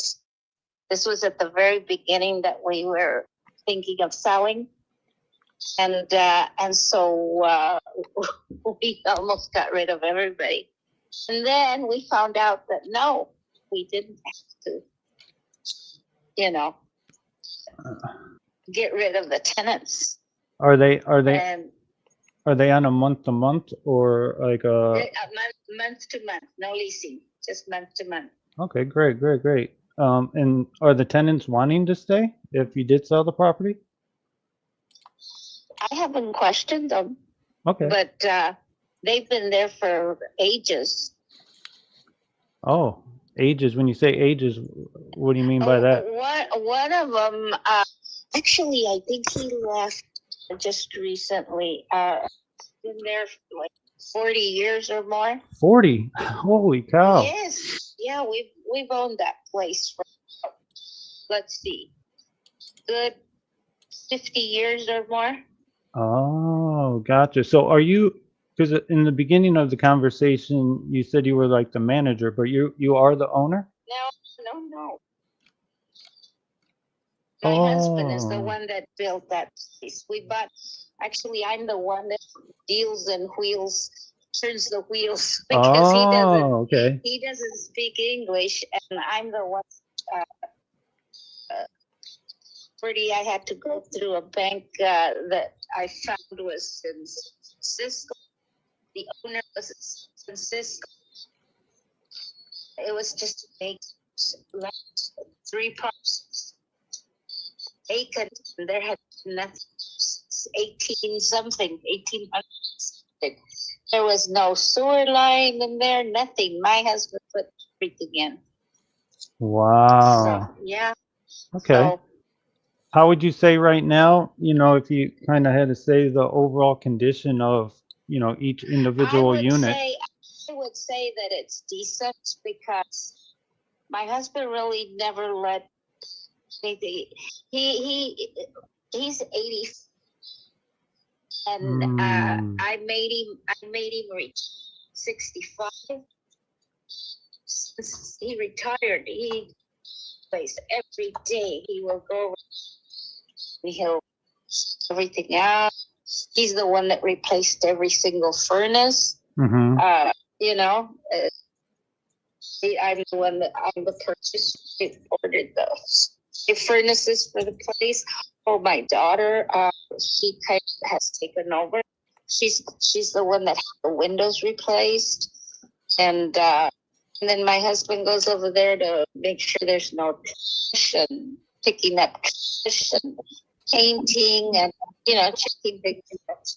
Okay. So I mean, there's always something going on, and really not let the buildings collapse and painting and whatever clean up. Okay. So overall, how would you say the tenants have been, though, the ones that are still there? Are they paying on time and all that? Of course. You're the lucky one. They wouldn't be there if. Well, actually, it's the talent. She manages one of the ages. I don't know if you're familiar with ages. Ages? AE. Yeah. AEGIS. Yeah, she's a manager of one of Oh, offices. okay. Yeah, so she knows how to deal with people. Gotcha. Yeah, that's always good when you're trying to find the right tenant. Well, it's not like you're finding them if they're staying there for 40 years though, so that's good.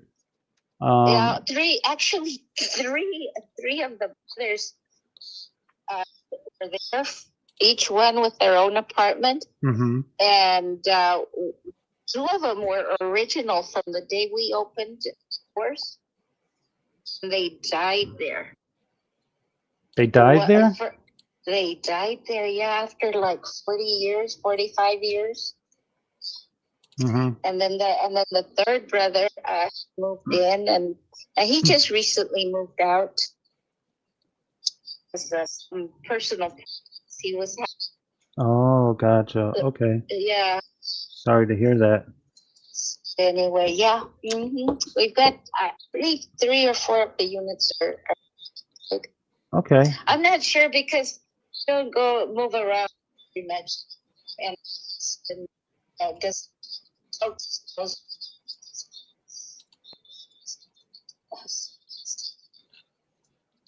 Gotcha. Okay. And, you know, if you don't mind me asking, why are you guys considering selling right now? It has to do with my husband is in his 80s, and he doesn't want. I don't want him having to do any repairs or anything in the future.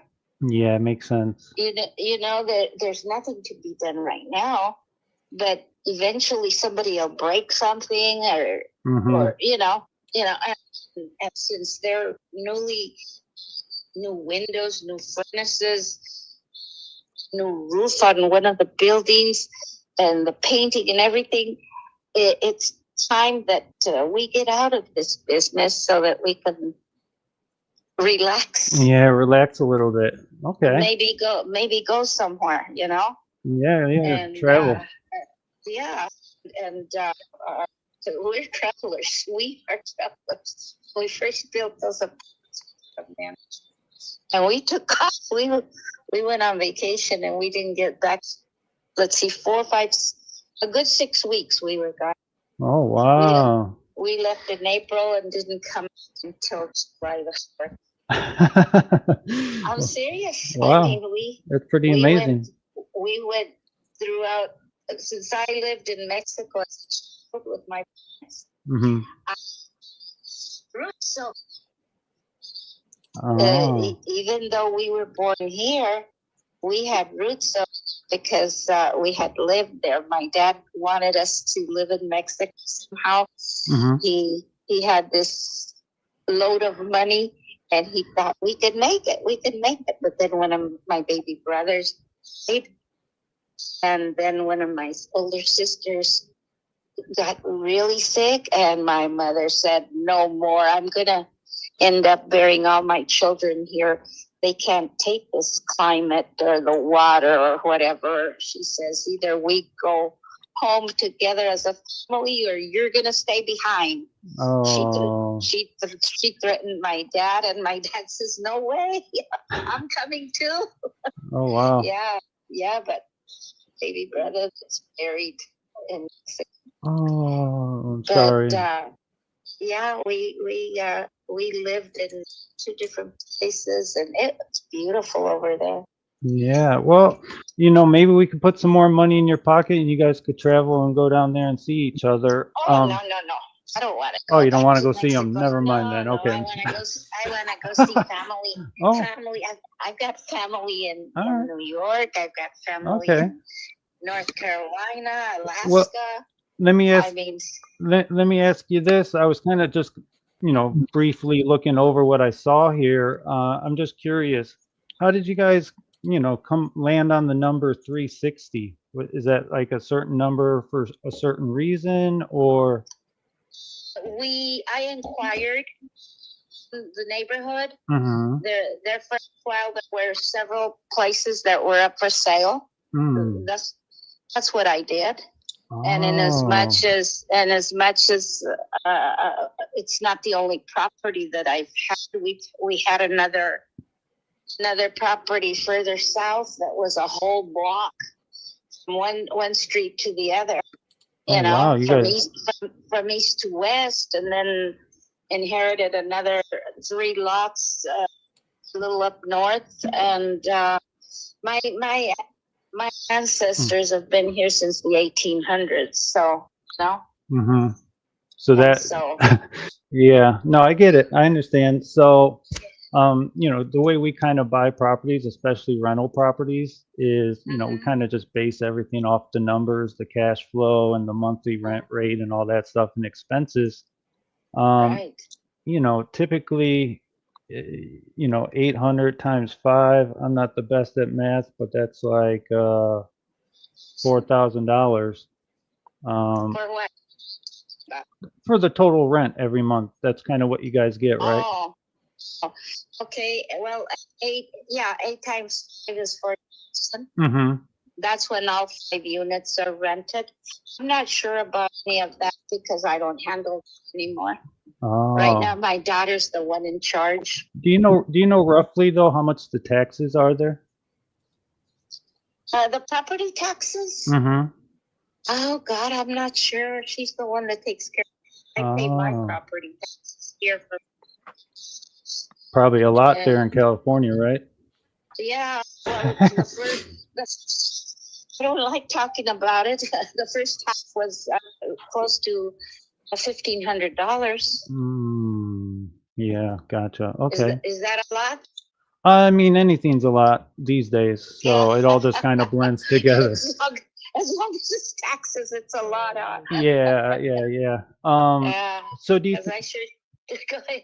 I was gonna say, do you think it would be probably better for me to give your daughter a call and kind of go over the numbers and see if we can make this make sense? Yeah, let me see if I've got her number that I can give it to. She lives here, and so I don't call her on the phone. What, you So just let me walk? see if. Oh, she lives with you? Yes. Oh, wow, beautiful. Oh, is she Yeah. there now? No, Oh, okay. no, she's a busy girl. Do you think, you know, so just so I kind of have a better understanding, you know, if we purchase the property, is the money going to the daughter or is it going to go to you guys? It would be a 3-way thing. Ah, okay. 3-way thing because one of my sons is on the hospital. Mm-hmm. Let's see. Name is AIDA. AIDA? Wilhelm. Wilhelm. WILHM.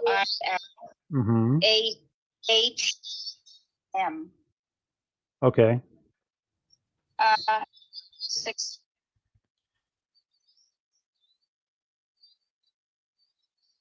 Can you say that one more time, please? I'm sorry. Mm-hmm.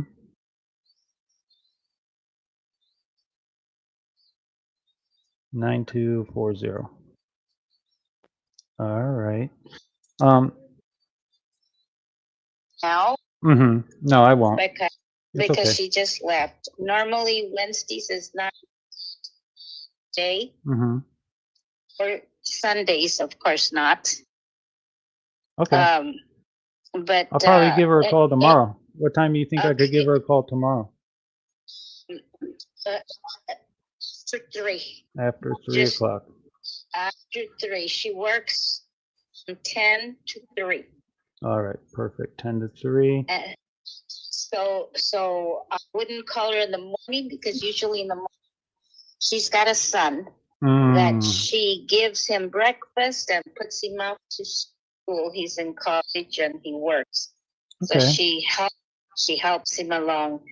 And once I think she even takes him to school. Gotcha. And she goes to work. She goes in at 10. 3. Oh, okay. Awesome. And, you know, just kind of off the top of my head, I know kind of in the past, kind of how we bought properties similar to this. You know, I don't know if you guys are open to it or what your plans are with the money, but would you guys be considering possibly being the bank on this one for us? Doing what now? Have you ever considered being the bank instead of the landlord anymore? Being the bank instead of the The landlord? Lord, how do you do that? Well, you know, the normal term, they call it seller finance or seller carry, but really what it is, you know, we'll purchase the property and then we'll come up with a set down payment. And then every month we'll just send you guys a set amount that we agree upon until the property is paid off. No, No, no, why not? because we paid everything we did. It's when we stopped. Yeah, well, the down payment will be cash. Well, yeah. Well, there's no down payment here. It was. No, I get it. I never gave anybody a down payment. You didn't? When we bought our property, name. Yeah, but is good for. that was 50 years ago, you said. Well, yeah, but our home also. Oh. Our home and the other place that I already sold. Mm-hmm. We bought for cash. In other words, your name should be worth what you're dealing with. Yeah. Otherwise, well, the reason why we do that is because typically we could pay a little bit more that way because it's over a longer period of time. Yeah, but what if I die tomorrow? No, you're not gonna die tomorrow. Well, then you'll be leaving a gold mine to your daughter. Well, let's see. Say a year from now, I will not have reaped what I sowed. Okay. It's an insurance policy that your daughter's. Either way, you've given me your information here. Yeah. I'm just giving you a hard time. Yeah, you're giving me a hard time, and I wanna watch see. Okay, I'll give your daughter a call tomorrow and kind of get some more details and see if we could work something out. There you go. Let's see what she says. Okay. Yeah, she'll probably. But yeah, no. None of this. I've got a friend that her husband. Oh my God, I don't know what kind of deal he got. But they gave him a certain amount. Mm-hmm. And they gave his two daughters so much and his wife so much. Okay, so he dies, and for them to be able to keep the house, they have to pay for the house. So what do they?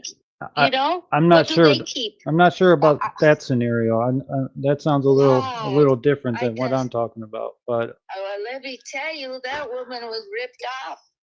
She ended up in the street. Oh yeah, no. We would use a title company, and lawyers would look over everything. Now I'm not sure what that deal was, but yeah, it's okay. I'll talk to the daughter. And how do you say her name again? Aida. Okay. Just so I can say it right, because I usually say names wrong, as you know. So. It's all right. All right. No biggie. All right. Okay. Well, good luck. Thank you. I appreciate it. Bye-bye. You have a great night. Bye-bye. You too. Bye-bye. All right. So at the beginning, it was a little rough, James, because we couldn't hear. But eventually we got the microphone, so we couldn't hear a lot of it at the beginning. A couple of things. One, I know this is like a chaotic setting because we're live and leads are coming, but make sure that you're prepared for the call, right? Make sure you know the name and the street and all that. I know I dropped the second address in the private chat. That's what got me. Yeah, so this is a chaotic scenario. Probably wouldn't happen in real life.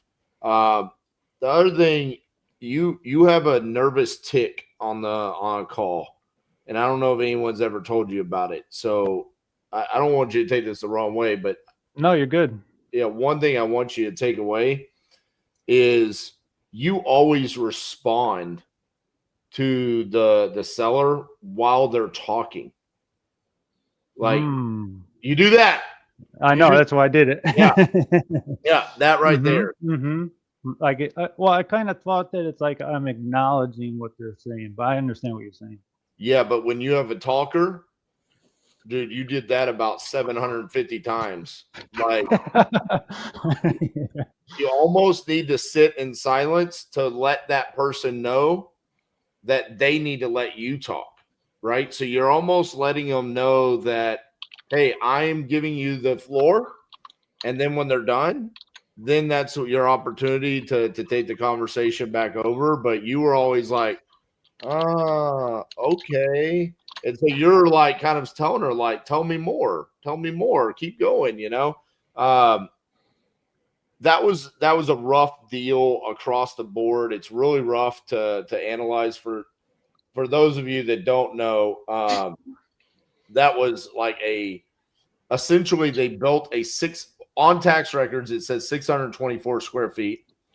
I guess there was multiple buildings, probably ADUs built on there. Did she say something about a laundromat? Yeah. She said that they own a laundromat next door too. I don't even know where that is. I was looking on Google Street View. On top of it, like, dude, I don't know what's happening there. It just a really weird property. Overall, though, I mean, my biggest thing would be I didn't hear how you would normally structure a call. Like, I didn't hear what that process would be. Like, for example, if you listen to my calls, unless I get just completely thrown off, it's very repetitive where it's, hey, are you looking to sell? How much are you looking to get for it? Tell me a little bit about what you got going on. And then we're in it, right? I couldn't identify what your process was there. Was that because you got thrown off, or is it because you just like improv? No, well, in the beginning, that's why I kind of said it to her in the middle of the conversation too, because in the beginning she said, "Oh," I was like, "Are you the owner?" And she's like, "No, I'm just the manager. I could get the information from the owner." And I was like, "Okay, well," and then she's like, "Well, I could tell you a little bit about it." She started telling me a little bit about it. And then a little bit into the conversation, she said, "Yeah, and we bought it 50 years ago." So I was like, "Wait, so are you the owner?" And I then she know. said she was the owner. And I was like, "Wait a minute, am I talking to the owner?" Yeah. So I didn't want to waste time in the beginning. If she wasn't the owner, I would have just went straight to, give me the information to who I need to call. But Very strange call. Very strange call. I just felt like the whole time you felt uncomfortable, and then I just felt like the conversation was uncomfortable, right? And it just, I think it was just really difficult to navigate. I mean, I can't think of a time where I've looked at a property before where I could say, I have no idea what you should offer on this. I legitimately have no idea. I mean, I don't even know if there would be an offer because it literally looks like she went 50 years ago and bought shacks from Home Depot or Lowe's, which they didn't exist 50 years ago, I don't believe, and just threw them up, and now they're renting them for $800. yeah. It's a weird one, bro. I'll tell you my weakness on phone calls, and you can ask anyone on my team.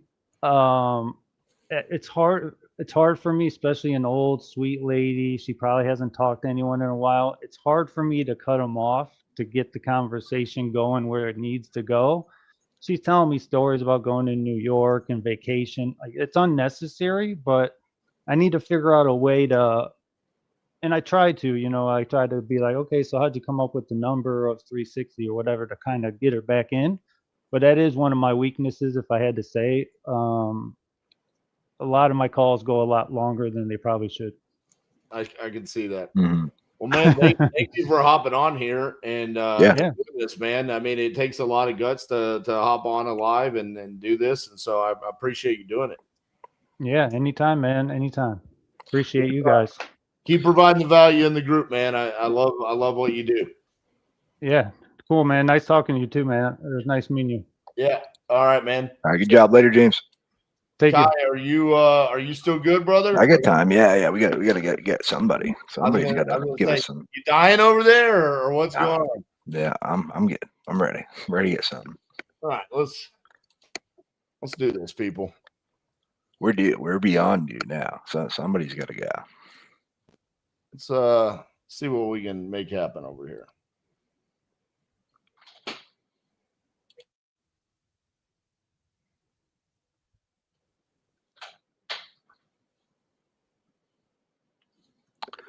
I didn't come this far just to come this far. Right.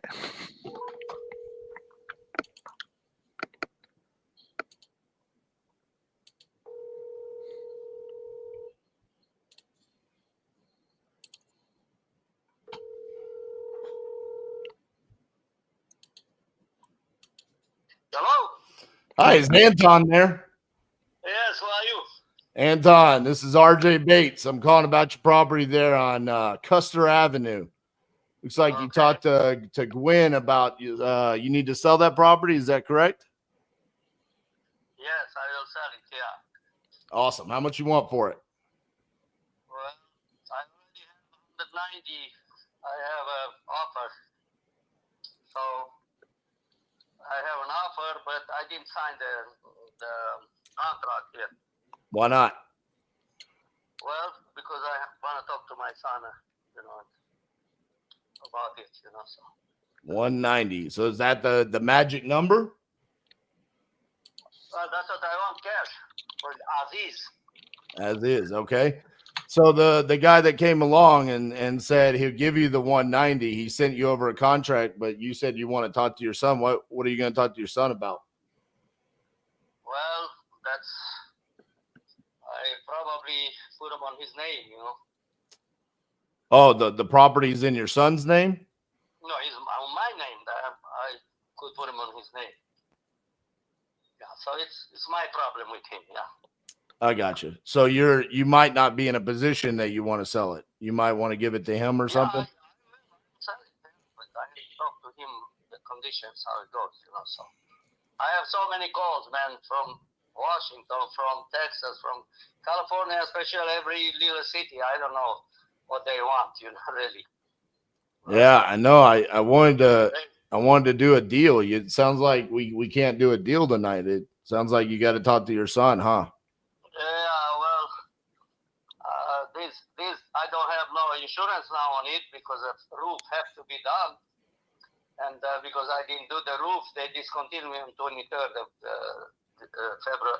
Now in January, was I supposed to renew it, and they said they don't want to renew it because I didn't fix the roof. So I said it's okay. I want to sell it anyway, as is.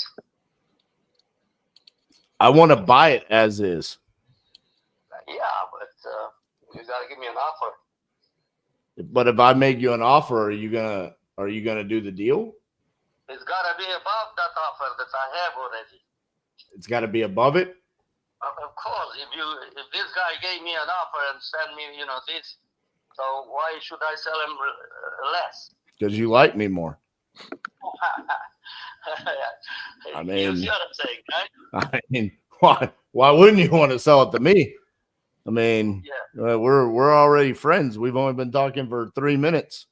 I mean, I'm just saying, if I were to say I'll do more than 190, what's to say that my offer is not going to go into your email box and you're not just going to wait for the next guy to come and say, well, this guy RJ, he gave me more than 190, but if you can give me more than RJ, I'll sign with you.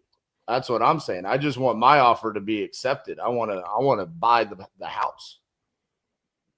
I would go for it, if you go a little higher, but I have to receive that quick, and how that gonna go? I'm gonna email it to you, and then you're gonna sign the contract, and I'm gonna sign it, and then we're gonna open up title, and then we're gonna close in like the next 3 weeks. Yeah. Cash, no realtor commissions. We cover the closing costs. That's what these guys do too. Yeah, but I know, but you don't like them. You like me more, and I'm gonna give you more money. Maybe. I don't know. Maybe I'll give you less. No. You don't like that. You want more. No, I don't want less. No. All right. So only more. I got you. So this is built in 1990. So it's not in bad shape, right? Is it the roof needs to be replaced? But what about the rest? By the way, this is rented. I have tenants in there. Oh, how much? I have tenants in there since 2003. How much did they pay? I know $1,000 because I made the deal with them. They've been a long time there. So what if I need them gone? Well, if you need them gone, then I'm not going to take them out, myself, because they wanted to buy it and they can't buy it. They said they have no money enough. They don't qualify in a bank. So certain things like this. So I said, if I sell somebody the property, they want to keep you in, you stay in, or you want to stay in. If not, you have to move out. But I'm not going to do that before. Gotcha. Before All right, so they stay. I mean, I might want them to stay, but they're gonna have to pay more. I mean, if I pay 100, well, that's up to you. I know. I told them, hey, I've been that way with you, but next one, I don't know. I mean, if you want to sell it to me for less, I can take less rent from them. I mean, but if you want to sell it to me for 190, hey. Don't make me any good if I take less. I got you. All right, so they're in there at 1,000, but that's month to month, right? They're not on a long-term lease. No, there is no contract, nothing. Okay. All right, and then how much more than 190 do I have to get you for you to say yes today? Well, I don't know. What do you think? I have no idea what you think. I mean, that's why I'm asking you. You would tell me. I mean, my first number would be 191. Why wouldn't I go there? Yeah,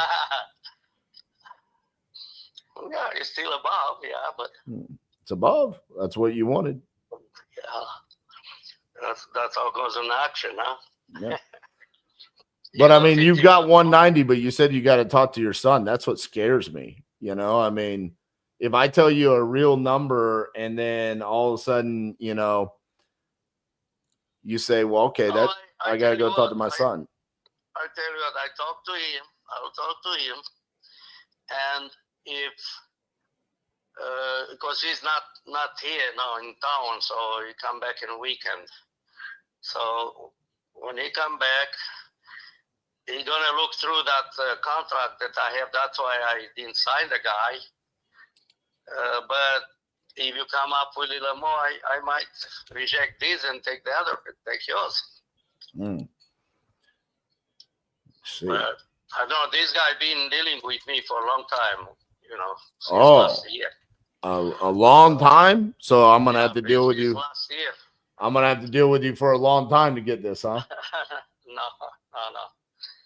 Well, that's what I'm saying. I mean, I don't like my offers just sitting out there. And it sounds like that's what you want. You want me to make an offer and then you want to think about it. And you say a lot of people call you. Maybe the reason why a lot of people call you is because you're not making a decision. They call me, they leave me messages, they send me papers.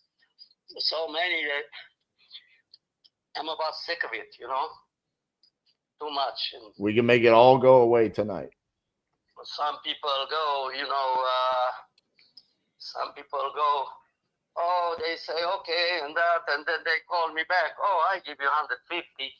So go, give me a better break, man. I have this guy here, you know. Yeah. So, the 3.5, over 3.5 acres, and this a nice place there on the Big Bear Mountain. It's California. No, natural gas, own well, water well, not sharing with nobody, you know. A little guest house in there. So if I were to come in and I were to fix this property up, the new roof, I fix all the inside, make it new kitchen, bathrooms, what do you think this property would be worth? That's what I've been told by the real estate. No, how much? How much would it be worth if I fixed it up? If I fix the roof, because not much. There's a deck in the back, you know, their porch, so that could be fixed, and the roof is simple because the roof has only one layer. It could be laid another layer on top because that's not against the law. Yeah, I'm not worried about that. I know the condition. I'm saying if I were to fix it up. I can sell it if I put the roof on and so on for 260. 260. Just with the roof and the back porch, so nothing on the inside. Inside, I haven't been there for 4 years, man. That's what I'm saying. So it would need some work inside for sure. But depend everybody's taste. But these guys been there for so long, and they didn't complain anything inside or so. Right now, before yesterday, what was that? Not Saturday. They cleaned up the septic tank. I had to pay for it. You know, so I changed not long ago the pump and the pipes, you know, on the wheel. I changed the water heater. That's what I'm saying. But I mean, listen to all this stuff and now you don't have insurance on it. I mean, what would happen if the house burned down tonight? Who cares? Who cares? I think your bank account, because you're not going to get your $191,000. Yeah, that's right. But I don't have that now. I can go there and do it myself, and then put the insurance back when I sell them more expensive, right? You could, or you could sell it right now, since you've got a buyer on the phone. Yeah, you have a buyer. I have a buyer, but I don't know you. I don't know who you are and what to do. Would you like to look me up? You buy a computer? Are you from Texas? No. I am. Are you from Texas? Which part of Texas? Fort Worth. Fort Worth. Don't confuse it with Dallas. We don't like Dallas. We're the good ones over here. You too. Everybody's good and bad, you know. You from California? No, I'm in Arizona now. Oh, you're in Arizona. Well, I live in Arizona, so that's why I'm old man. I want to sell it, you know. Love it. Is this the only one you got to sell? Yes. Yes. So once you sell this one, you're done. You're off to the races. Yeah, well, I have to buy a house on the ground, you know what I mean? Well, $191,000 would help you do that, right? I guess so, because the cemetery not going to cost that much, huh? I'm just saying. That's your number. You know how rare it is for me just to call someone and say, what's your number? And then I give it to them. And here's what confuses me, Anton. You said 190. Beat it. And so I did. And I don't know what we're doing right now. Sounds like you don't want the money. You did 191, huh? I asked you what the number was, and you said, what's your number? So I gave you my number. I still haven't heard your rebuttal. Let me talk to my son. I have your phone number. I called you back. What's your name? I can't do that, Anton. Here's the deal. My name is RJ Bates. Here's the problem with you talking to your son.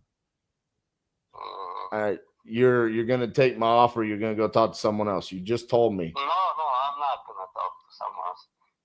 If I get that high, it's okay for me. You wanna call your son together? Yeah, I will call my son. Yeah. I'm saying let's call him together. Let me talk to him. Yeah, no, he's not here, man. He's out of town. So when are you gonna talk to him? In the weekend, he's coming back. Weekend. The money's gonna be gone.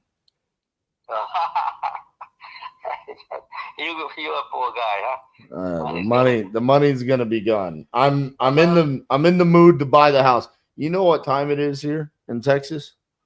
Yeah, probably. Let's see, what is it now? 7:39 here. 7:40. It's 8:39 here. I don't call sellers at 8:39, but I saw your stuff come through, and I said Anton wants to sell his house. In fact, I thought on here it said you needed to sell it ASAP. That's what it said. I did not put them in any. You talked to Gwen, right? You remember talking to Gwen? To who? Gwen. No, I don't think so. I don't think so. No, that's how I got your info, Anton. You talked to Gwen. Said you got a tenant-occupied property. You're tired of being a landlord. There's no mortgage. It's not listed, and you want to sell ASAP, and you gave me the address.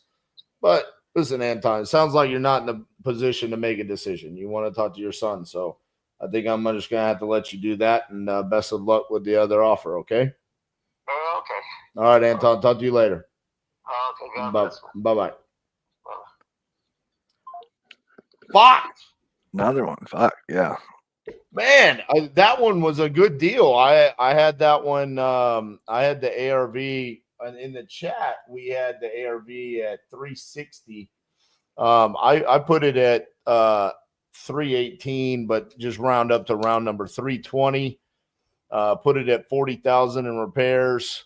At 190, that would put us at 40,000 in potential profit for the end buyer. I mean, it could have been a good deal with us making a $10,000 wholesale fee. Man, shit. I really don't want to not close the deal, Kai. I'm down to keep going. No. You know, the problem that I have here is Travis is bragging about the fact that he's the only guy that's closed a deal on the boiler room on this one dial or whatever. And so I can't listen to Travis. It is true. As of now, it is true. We've gotten a couple the day after I've locked up, but I haven't got Travis was the first one to get one locked up live on the boiler room. And I think we've done, I think it's episode 9, maybe. Yeah, I can't let that be the case. So let's see what else we got here. And Tori's over here saying that, apparently, yeah, it's past my bedtime. I don't know what that is. No, just normally I'm at home. All right, let's see.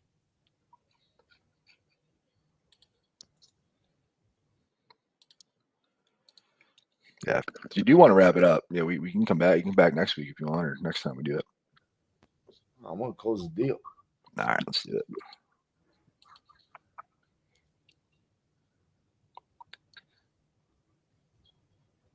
That's the one.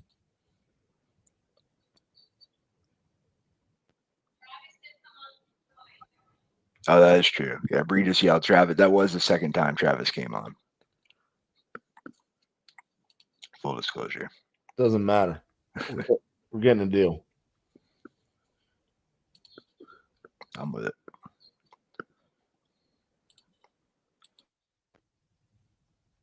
Yeah.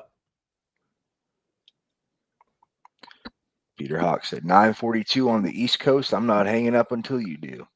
Like it. Let's go. Like the energy, Peter.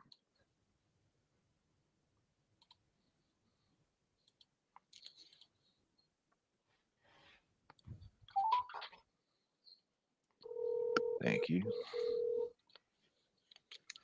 Colts for the wins.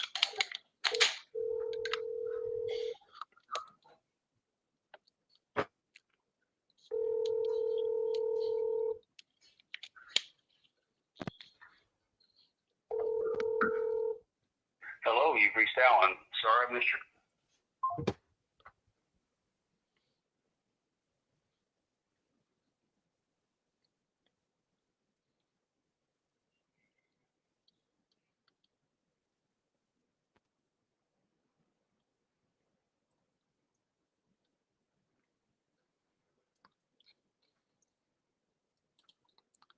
Got Jamaica in the house.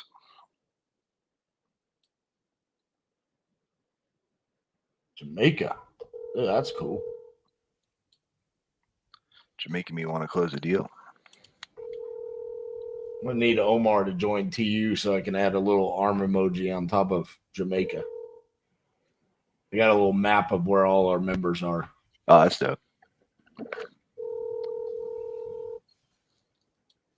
Has it been 3 hours? Almost. Not quite. Your call has been forwarded to voicemail. The person. Now, I know before we had a shitload of comments, but someone was asking where they could learn more about Titanium University. Is there somewhere people can go? Because we're going to put this on the podcast after too. Yeah, it's titaniumu.com. So like the letter U. Easy enough.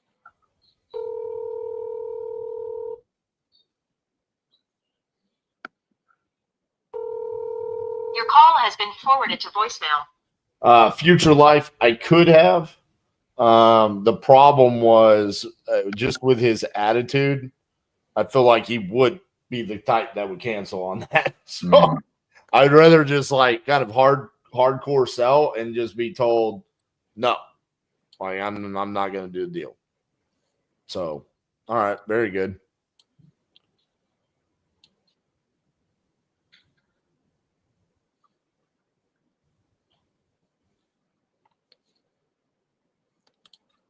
QG Bacon said, how much money do you think there is to be made in Miami?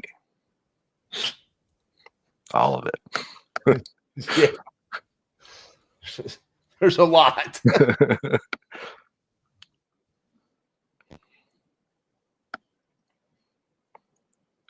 More than you probably need.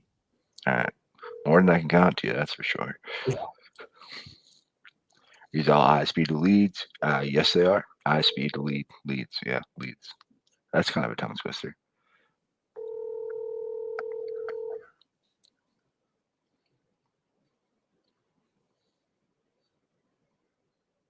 Hello?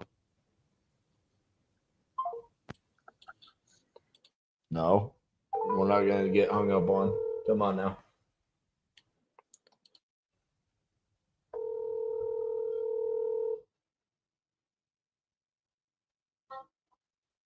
Hello? Hi, is Abraham there? Speaking. Hey, Abraham, this is RJ Bates calling about your land there in Yoder. Yeah, I think we got disconnected the first time I called, so I apologize about that. But looks like you spoke to Ashley about selling that land there. Are you still looking to sell? If the price is right, Awesome. What's the right price? it's 40 acres, looking for 100. 100,000? Yep. Speaking my language. You want to sell or finance it to me? Do I want to finance it? No, I'm 82 years old. I'm not going to be able to carry that through. Gotcha. Cash only. All right. Well, while I'm pulling this up, take a look at it. How'd you come up with 100,000? Judging from what's going on around me and how the properties are being scooped up, I figure it's got some value. Gotcha. Let's see here. So this is on the first software that I pulled it up. It says it's like rangeland / grazing. Got it. Gotcha. Okay.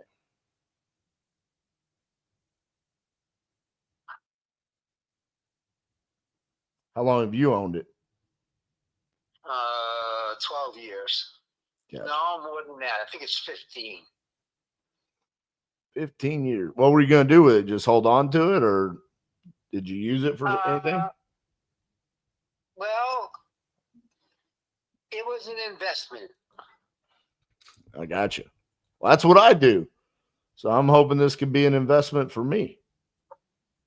Works for me. All right.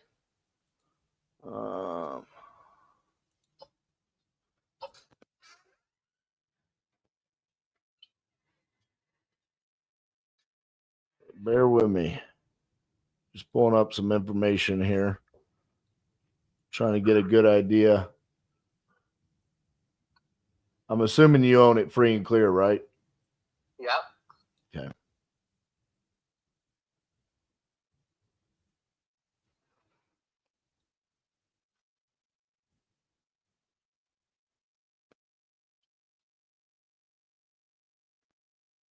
See, I've got some other land around there, similar size, going for a little bit less.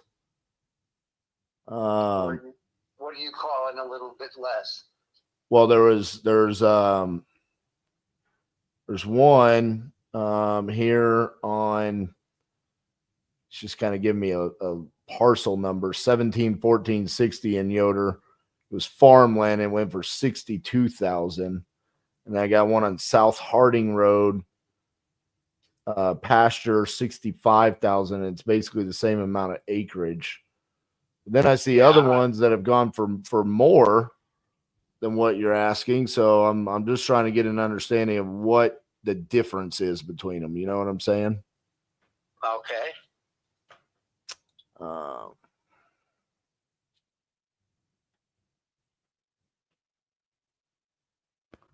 Because just like you did, you made an investment on this. That's what I would be doing. So my intentions would be that I want to be able to, pay a fair price today and not start out from behind. So I'm trying to decide, like, well, what made some of these sell for, 85,000 and 65,000 when we've got others selling for, 100,000+. What was the difference here?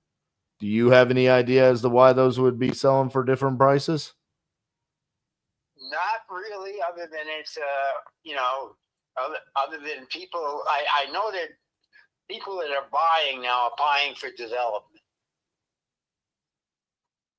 and I'm expecting that what they'll do is they'll come in and divide it up and put up houses and whatever else.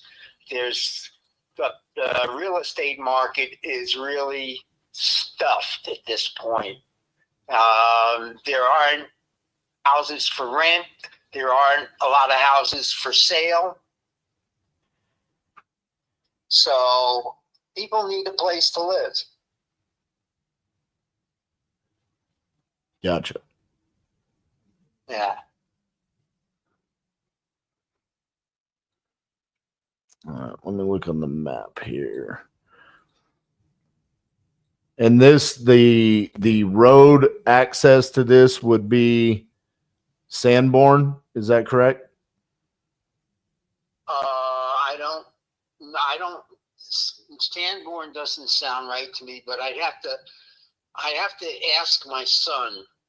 Okay, but it does have road access, correct? Absolutely. Does it have utilities? No. No. Okay.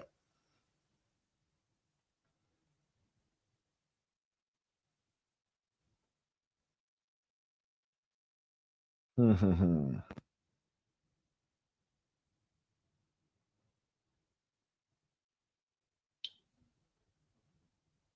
what's the parcel number you're looking at? The one that I am specifically looking at is 37. Are you talking about the one that sold for less, or your address? My address. What are you looking at? 37255. Okay. We're talking about the same parcel. Okay. Well, that's good. I would have been really upset if we were looking at two different things. All right. So you bought this on a quick claim deed back in 2014, is that correct? That's about right, yeah. Okay. Man, I see some that are going for more, but I see a lot more going for less. And it's kind of concerning me a little bit. I'm thinking I need to be less than 100,000. Is that like a firm number that's what you're going to get no matter what? Yeah, kind of.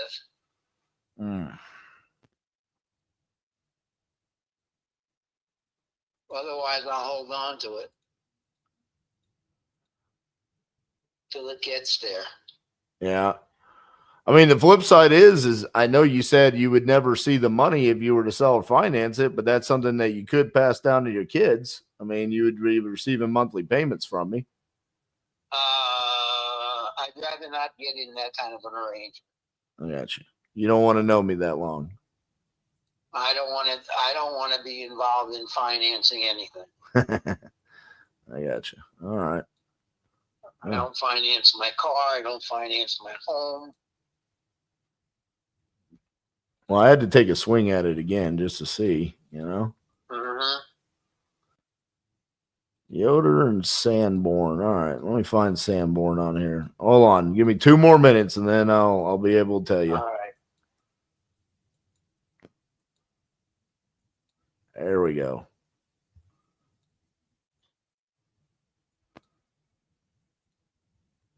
So we got 40 acres on the market right down the road from you, 67,000. That's on South Harding. And then another 40 acres, 65,000. Man, yeah. I don't think I'm gonna be able to get there, man. That's all right. Yeah, you got a couple around you. Yeah. We can talk about it when we can. Yeah, I think there's too much going around you there for I could go buy those right now for 67,000. You know. Well, be my guest. All right, man. Well, I appreciate your time. Have a good night. Okay. All right. Bye bye. Bye bye. Oh, dude. So when I pulled it up, 40 acres, you have to spread it out on your comping software pretty wide. And so right out of the gate, I saw 200, 180, 190, and it was the same size. But dude, there's a highway, and everything above that is going for a lot more. And down by us, man, we're chock full of 60,000. I don't understand why it's so significantly less, but man, it's crazy. All right. Shit. That was supposed to be the one. Am I really going to keep going? Are we going to keep going, Kai, until we close the deal? I'm down. What do you guys think of the comments? We keep going? Are people are showing up? Yeah, they're still coming in. Yeah. Oh, wow. Okay. Well. Cold FPS said we're here to win. Well, I guess we'll just stay up till 4:30 tonight instead of waking up at 4:30. That's what I did today. Damn, that sounds miserable. Yeah. You normally wake up that early, or you guys just have something going on? Yeah, my son, he's Tuesday, Wednesday, Thursday, he goes to a hockey academy. Oh, okay. And so we have to wake up that early to get there and get him ready and stuff. So yeah, it's early. All right, here we go. Yeah. I think the people want to see you get a deal. The other problem that I'm running into is we got to do West Coast, Yeah. This would totally be the time in the live where, all right, we're at the 3-hour mark. We need to get a deal. I would go buy leads in like Ohio. Yeah. All right, we're gonna go Ohio and we're gonna get something for $5,000.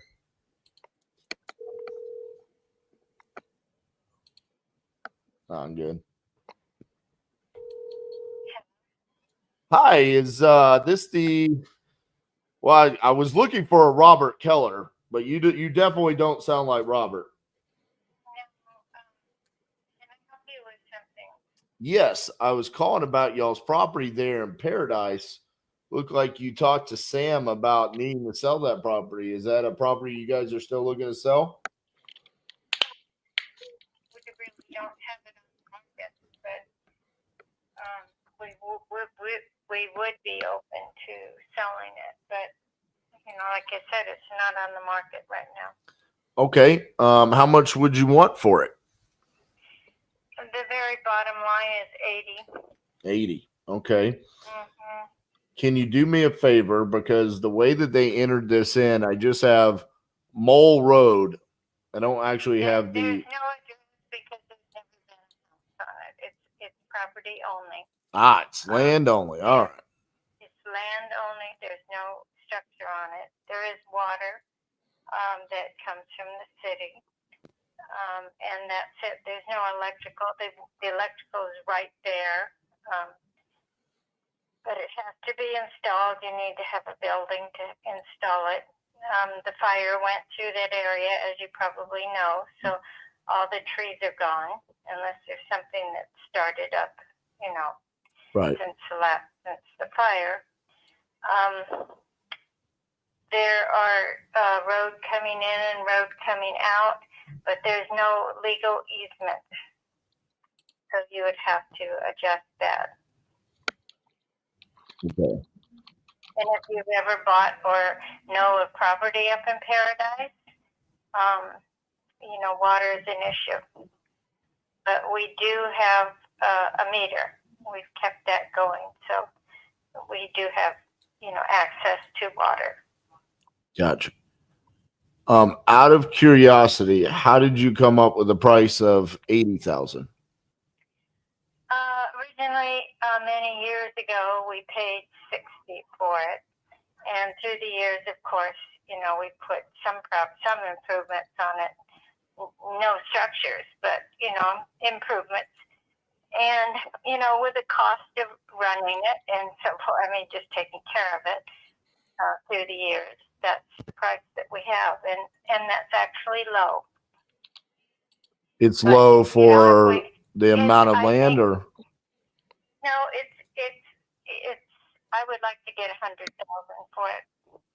But, you know, after the fire, it kind of decreased it a little bit. So I really have second thoughts about it. At times we don't need it. We're never going to build on it. So I was thinking we'd just sell it.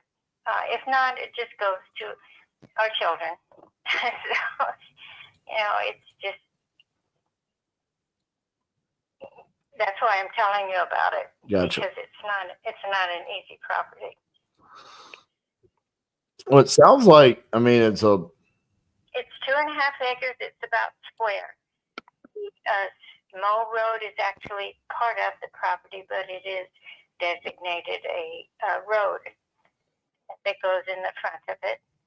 We did at one time gain grant access, legal access easement on that road to the neighbor that would be across the street. Their house, of course, burnt down. And you would have to gain easement further down Mole Road from, you know, the other landowners. Or going the other way on, I think it's Mattel. Either way. Gotcha. All right.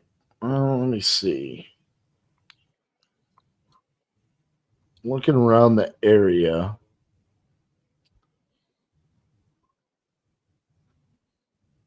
Trying to see if I can find a nut.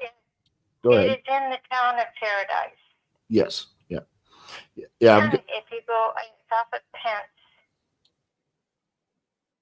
If you're looking at a map. Oh yeah, I've got the map pulled up. I'm looking at other properties in the area. Are you looking at Mole Road? Yes, ma'am. Okay. If you're looking at it, it is the furthest property south on Mole Road. It stops. When it turns into, I'm thinking it's Mattel. Mattel. So it goes, that's the corner of the property. The corner goes from there down, I think it's about 250, 300 yards or feet Right. down to the next corner, and then it's pretty much square. Yeah, I'm looking at it.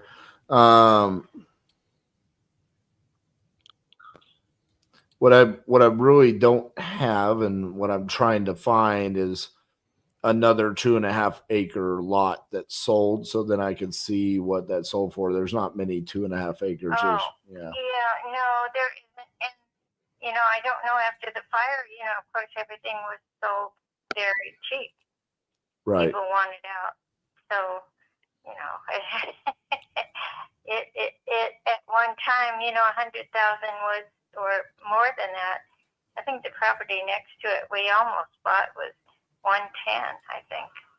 But we decided that we didn't want to at the last minute. And that was the same amount of acreage, but the land was not square. But it was right next to it. There's a square lot right in back of it, but I don't know if, I know it changed hands, but I don't know if it was, you know, personal or how. The one right behind it has a house on it actually now. Right. Yeah, they had a house prior to that. Yeah. And I think that the owners didn't rebuild, but they sold. And I don't know anything about that. Gotcha. How that came about. Okay.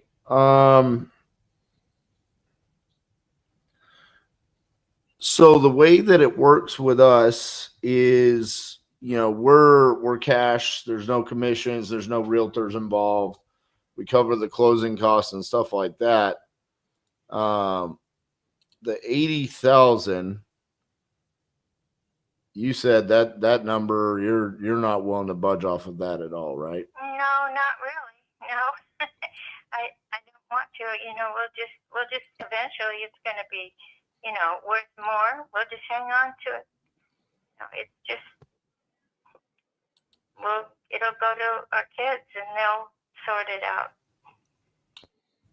Even if it was really close to it. No, I really, as I said, I wanted 100,000, but I'm willing 80,000. It just sounds right to me. I don't know. That's just me. Okay. All right. Well, let me see if I can make 80,000 work. Give me 2 seconds. Let me look this up on a different site and let me see if I can find some other information. Give me about 2 minutes, okay? So the house, the lot neck behind it in 2020, it's 2.5 acres sold for 80 in 2020. There's houses that are worth 500,000, 600,000, 700,000 all around there. I'm thinking that this has to be, she said the fires came through there. So this must be an area where everything is going to have to be rebuilt, right?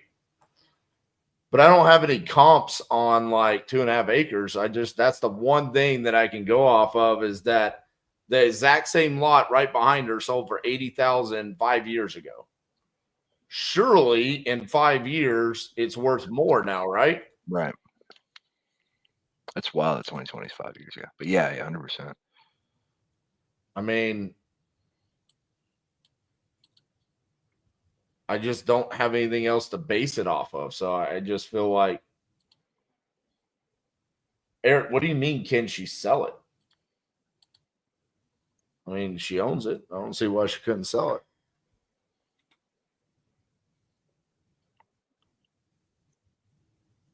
Prices were high. I don't know why prices haven't gone down on vacant land in areas like significantly. I mean, if anything, it's only gone up in 5 years. I mean, all my properties have gone up in 5 years. I can tell you that.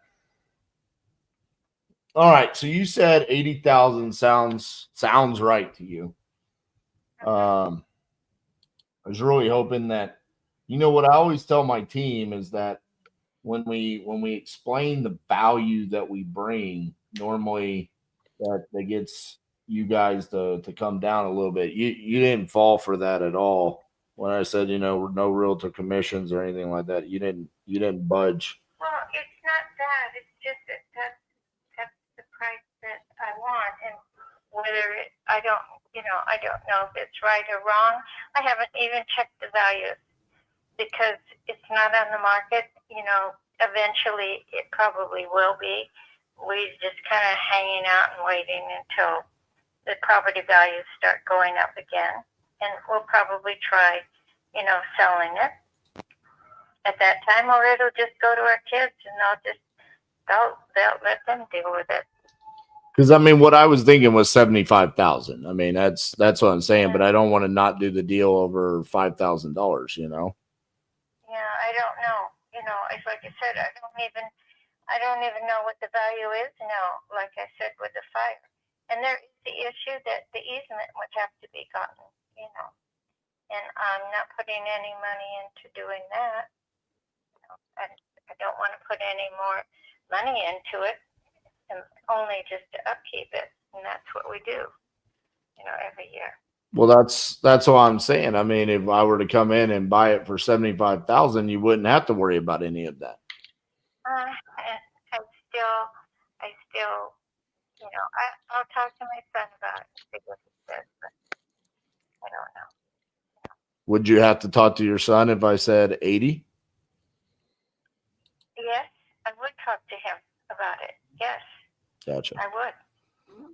So no matter what, that's what you're going to do. You're going to talk to him about it. Well, I mean, I'm interested in it. I mean, at the 75,000, I mean, that number feels like the going rate for the price per acre around there based off of some of the other half acre tracts and stuff like that.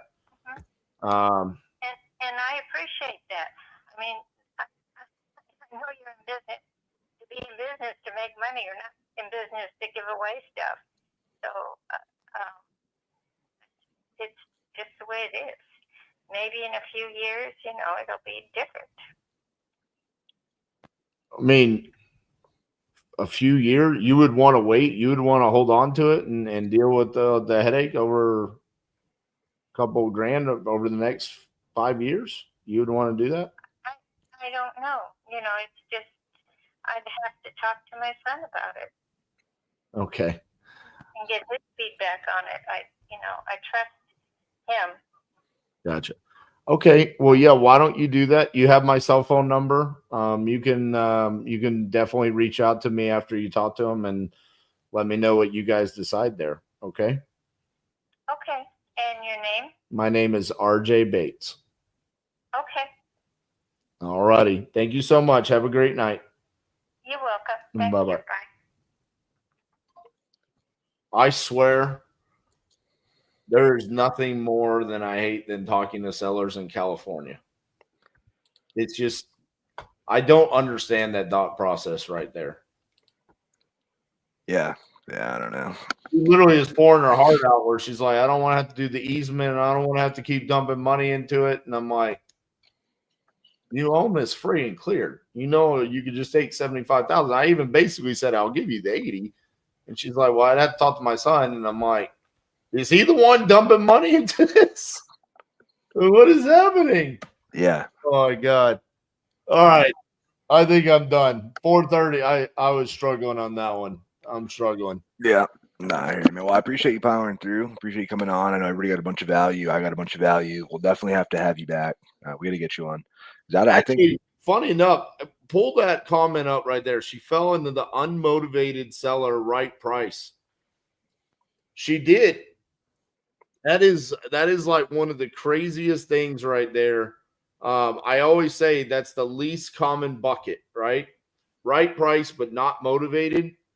You would think, though, on the surface, all the motivation should exist. The fire, the lack of an easement, owned it for a long time, right? She just wants to be done. Man, that was a great call there. I don't know how to say your name. Kai, take a swing at it. What is it? Coochie bacon. Coochie bacon. That's what we're gonna go with. Pretty sure our video just got deleted from YouTube. Right, man. But no, man, I appreciate you having me on. This is a lot of fun. I love the format. Love how you got people coming on here and slinging these dials. Because listen, we don't have enough of this in this industry, right? I mean, people they don't want to show the entire process. Yeah. Right. The buying of the leads, the voicemails, the double and triple taps, and all of that, man. It was this is a great format, man. I appreciate you putting this on. Yeah, for sure, man. I appreciate it. I've been having fun with it. And yeah, it's a short list of people like yourself who are willing to actually, come on and actually make the calls and be here and do it. So yeah, man, you're open invite whenever you want to come back, man. I'd love to have you again. Yeah. Last question. Who made your intro song? So there's a dude out in blanking on his name, I should know it. His rap name's Melon Kale. He's out of St. Louis. He does like videos and stuff for entrepreneurs and videos and has like fun skits and stuff. That's pretty good, man. I liked it. Man. I liked it. Yeah. Guys, make sure you like the video for me and Kai. It's important. Boost the algorithm, man. We came on here for 3 hours and 15 minutes for you guys. Hope you guys got value out of it tonight. 100%. Yeah, I appreciate everybody being here, hanging out with us. Sorry to get one. We'll definitely get one next time. And yeah, if you guys are brave enough to put your name in the bucket next time, make sure you do, because you get free leads, you get opportunity to make calls and hang out with myself, RJ, and some other cool closers. So appreciate you guys. You guys keep crushing it. See ya.